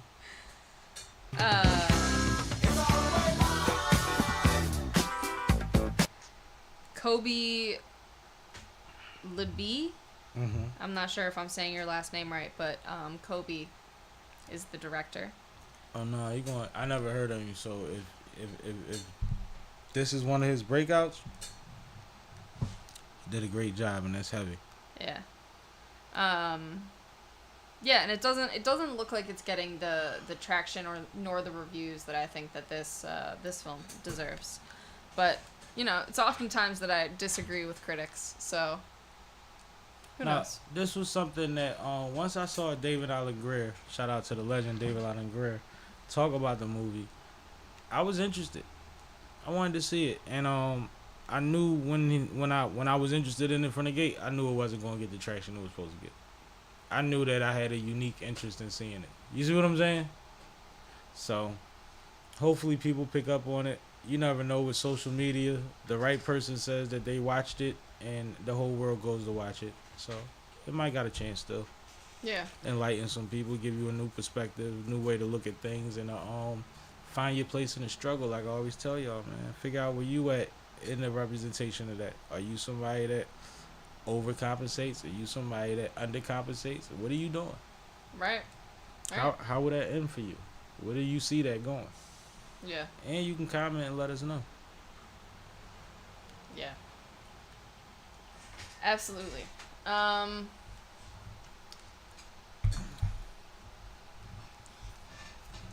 So today is Memorial Day. Mm-hmm. So talk to me, Sam. One of the things you were watching earlier was about the Black history of Memorial Day. So what did you learn? Alright, so my dad sent me a YouTube clip, and he don't send me YouTube clips. So I'm like, what the hell is this? And it says that black people originated Memorial Day. And I was like, alright, this is something I gotta tap into. 7-minute video. Not too bad, right? Mm-hmm.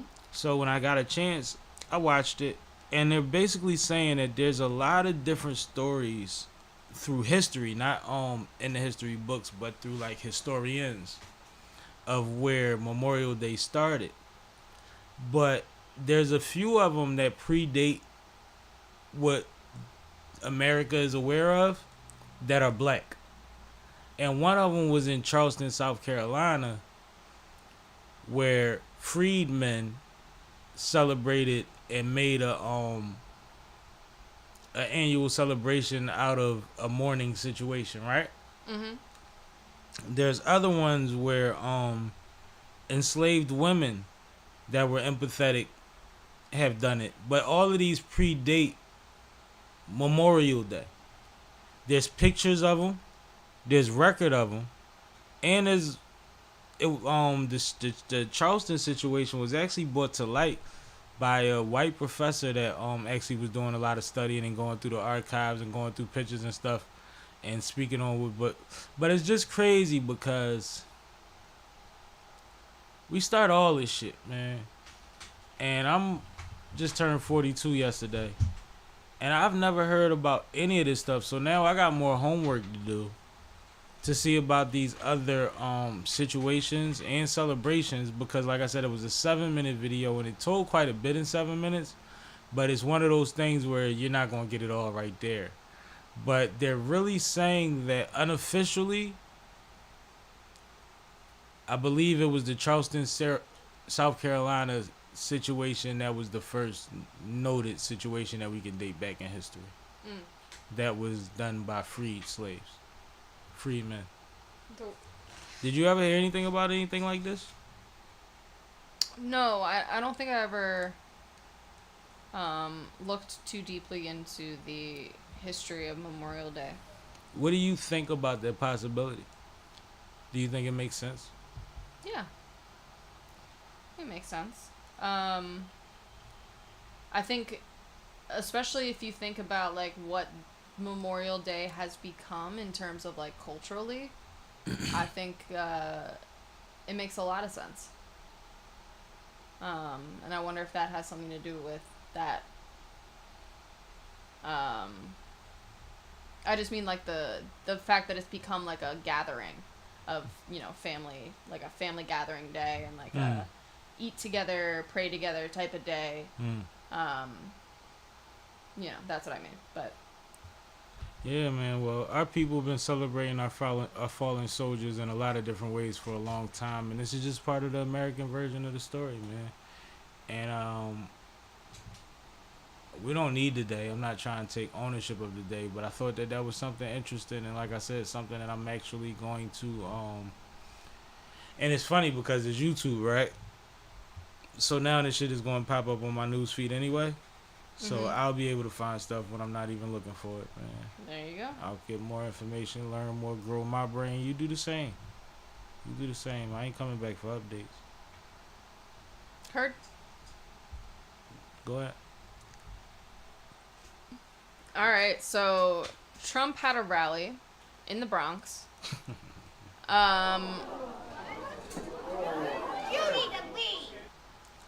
With a very interesting crowd. So videos of the crowd ended up going viral for a multitude of reasons. One, it was packed. But two, none of these people looked like they were from the Bronx. Yeah, I heard that.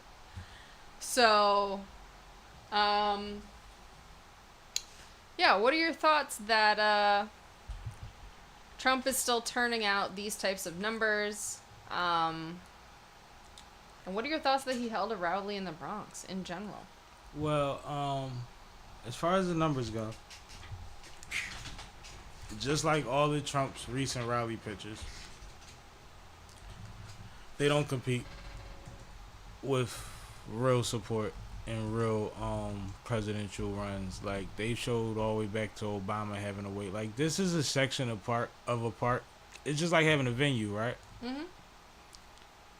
If I could fill up the space, then it's packed. But if I get a bigger space, this is light, right? Yeah. So I think it's one of them situations. I think it's a lot of camera angles, and I think that there's actually angles that diffuse how many people were really out there. But the story about who was out there and if they were from the Bronx, I think that's pretty accurate. Those was not Bronx natives. But also, when it's political and it's in the middle of a major city, and a city that operates similar to ours, where the tri-state is a part of all of everything that goes on here, Right. you kind of expect that. Mm-hmm. I think what was crazy was he had Chef G and Sleepy Hollow up there with him. Yeah. You know who they are? Vaguely, but yeah. Yeah, so they just got out. Okay. They got locked up with about 30 other motherfuckers. So what you think they caught? Rico. Suave. Oh, there goes the sign. So you choose to associate yourself with these gentlemen for validation in the Bronx, where they are clearly questionable personalities, right? Right. Then when they speak, they say some shit that don't make no sense, that has nothing to do with your campaign. And one of them actually goes and says, "Make America Great Again," and looks like he is trying to stop from falling off the stage laughing the whole time he's saying it. What are you trying to prove, weirdo? You go from Kodak to Chef G and Sleepy Hollow? Somebody said he found the two people in the Bronx that got more charges than him. I thought that was ironic as hell, and I know it's probably not logistically true. I'm sure they probably don't have 80 charges. But it just makes you think of his motive thought and what he thinks about black people and the community that he's trying to garner through these actions. Like, what do you really think of people that they gonna think that's dope? Yeah, I just don't.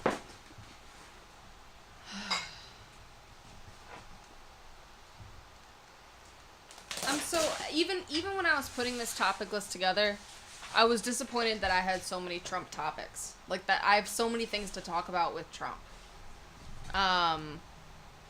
This rally being one of them. Like, that's the way that they both handled that. Like, why do it in that case? And y'all probably, I'm pretty sure y'all paid them for that. Yeah. Y'all paid them for that, and it went on display as ignorant and not genuine. It couldn't have had the effect. Like, your audience don't care about them. Right. So the people that know what happened did not think that was dope. Unless they one of your stands that are from our community and there are some. It's like, come on, man. You gonna tell me he support Kodak and he had them up there and you ain't gonna mess with him? You gonna have them idiots. But it's crazy out here right now, man. It really is. Do me one better. You know what I mean? People from the Bronx. We ain't gotta just talk about rappers, just people from the Bronx, personalities. And you decided to with the ankle monitors. Anyway. So, I did want to give a quick update about the Trump trial that's been going on. Deliberation is set to begin this week. On Wednesday, they are expecting that a verdict could be found as soon as, it could be as soon as the same day, but they're expecting the verdict to come about midday on Friday. So we should know one way or the other where this case is going to go. Now, there's a couple of different things that can happen. Obviously, there's 34 different charges that are being considered. And in each charge, there's the possibility of Trump being found guilty, being found not guilty, or in a rare case, there could be a hung jury. So what would mean in a hung jury is they would declare a mistrial, and then there is the opportunity to retry the case. However, that retrying of the case probably would not happen between now and the elections. So that would be the case there. If Trump is found guilty of a substantial amount of the charges that he's facing and has to be sentenced to some sort of punishment or jail time, it's possible that he probably won't see the sentencing trial go through and be completed before the elections as well. And in the case of not guilty, well, we all know what happens there. So I hope y'all know what happens there. Right. That just means it's over. Hide your kids, hide your wives. Yeah, so I thought that was interesting. And one of the other things that I wanted to bring up... Wait, before I move on, did you want to say anything about the Trump trial? Nope. Okay. So one of the reasons that I wanted to bring that up, not only are they starting deliberations, so we're supposed to get a verdict before our next live, but I also wanted to bring that up because I recently watched the Stormy Daniels documentary, which also happens to be on Peacock.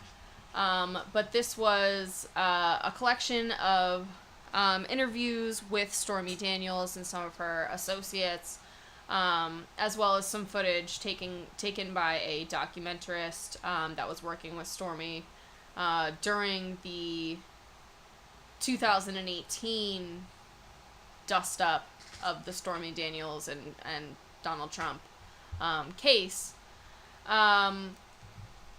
So in the documentary, she talks about, not only the details of the encounter with Trump and the subsequent case and all of that, but she also talks about the effects that this has had on her life. And,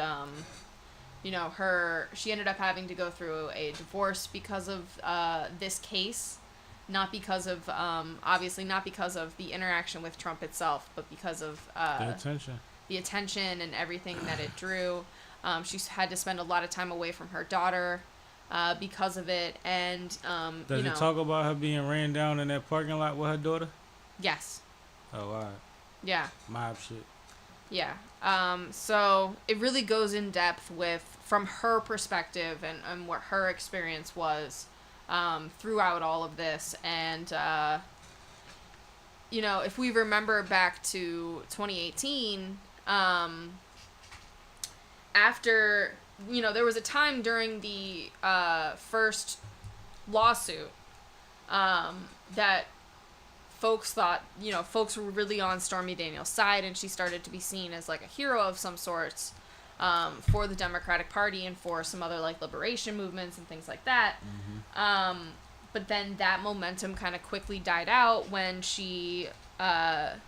when the lawsuit was dismissed, and she ended up having to pay Trump's legal fees, which after subsequent appeals, she ended up having to pay him over $600,000. So, yeah, that's the other part that people forget about, is like, she's still on the hook for all of that money that was dished out during that thing. And then I think that's when she started doing all them interviews, like, well, fuck it then. Well, and on top of that, the lawyer that she was working with ended up stealing money from her.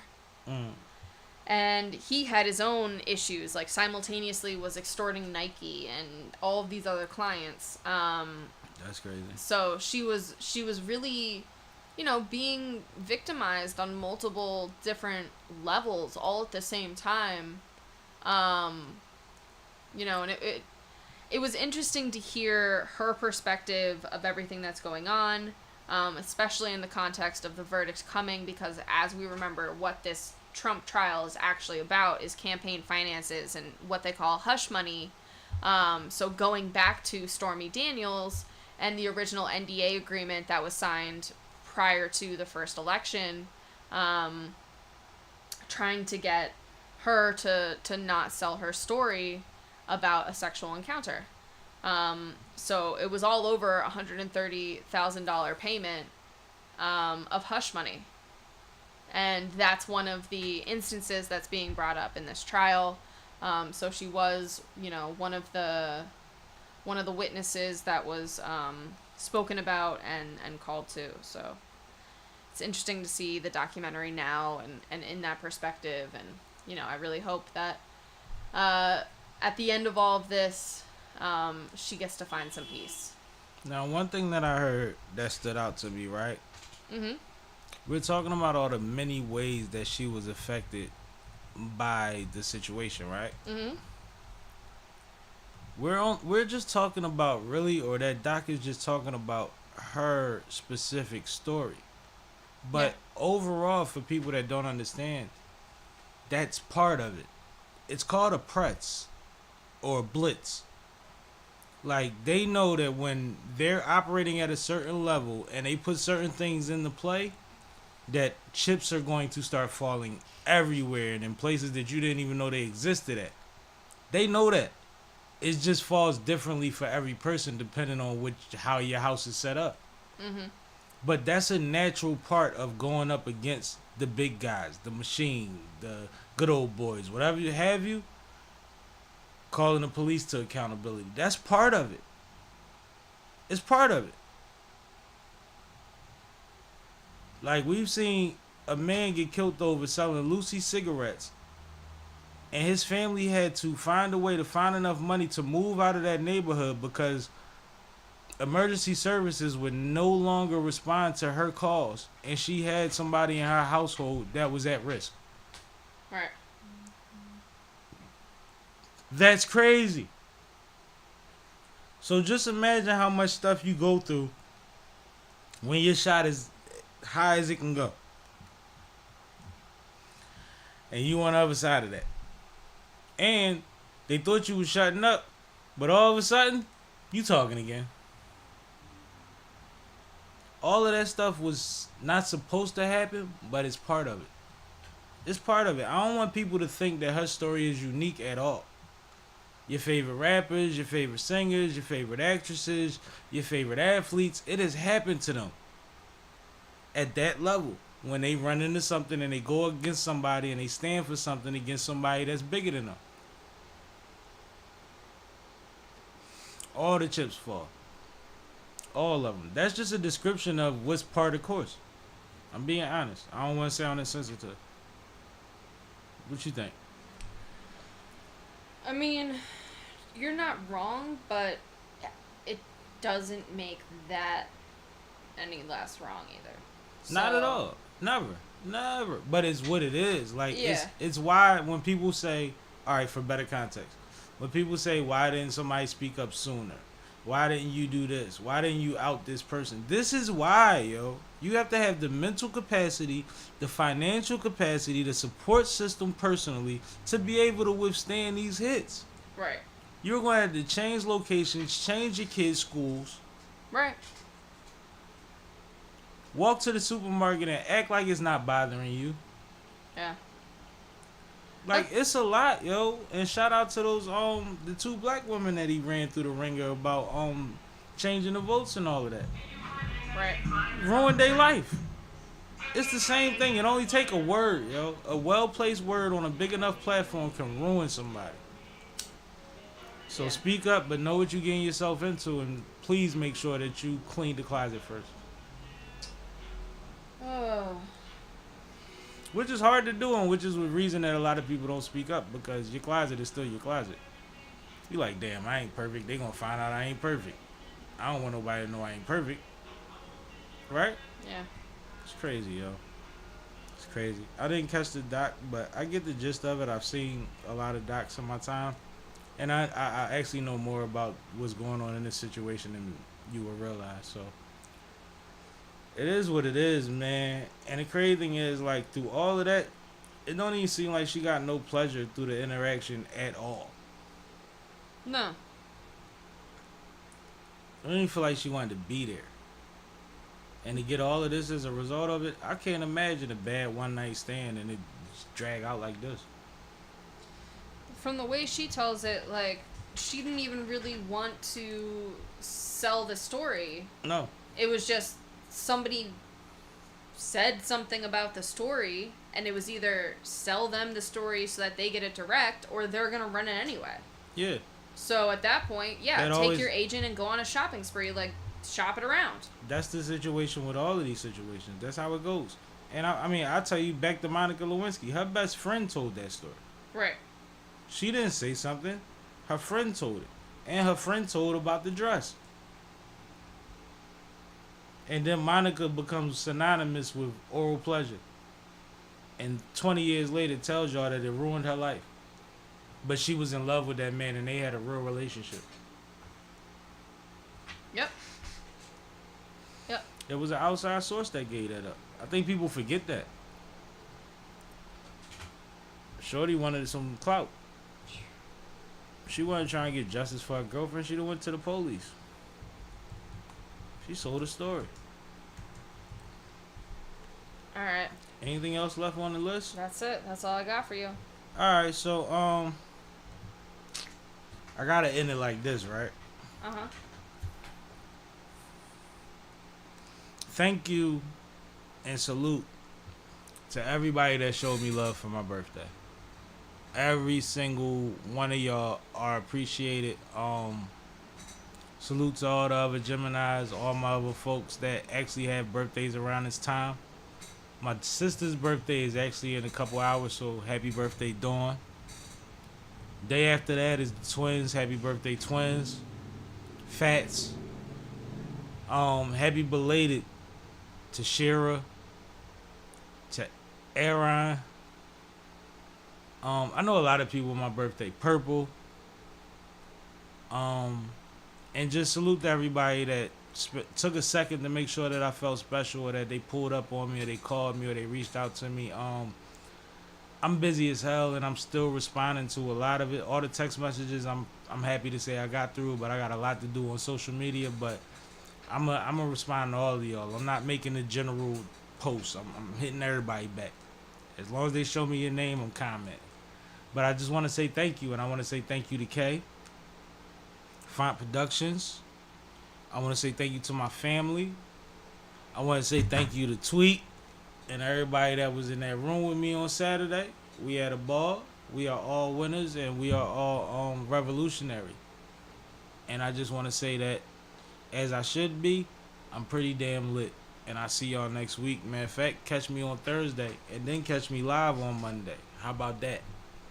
How about it? I got a good one for y'all this week, too. Tell them, Kay. I got a good one this week. Yeah, we got a good one. I just don't remember who it is. Oh, all right. So what you got going on? Anything coming up? You good? No, I'm good. I'm in my calm before the storm, so. About that crazy. So let's do this. Sipping, I'm sipping, I'm sipping, I'm sipping, I'm sipping, I'm sipping, I'm sipping, I'm sipping. This is Sippin' with Sammie. I am Mr. Fly Shit Only, the one and only Sippin' with Sammie. Sam Malone, Barstool Rug. If you ain't sippin' with Sammie, you ain't sippin' right. Please get your fuck. This is Sippin' with Sammie. I am Sippin' with Sammie. Damn, Sammy, you done fucked up.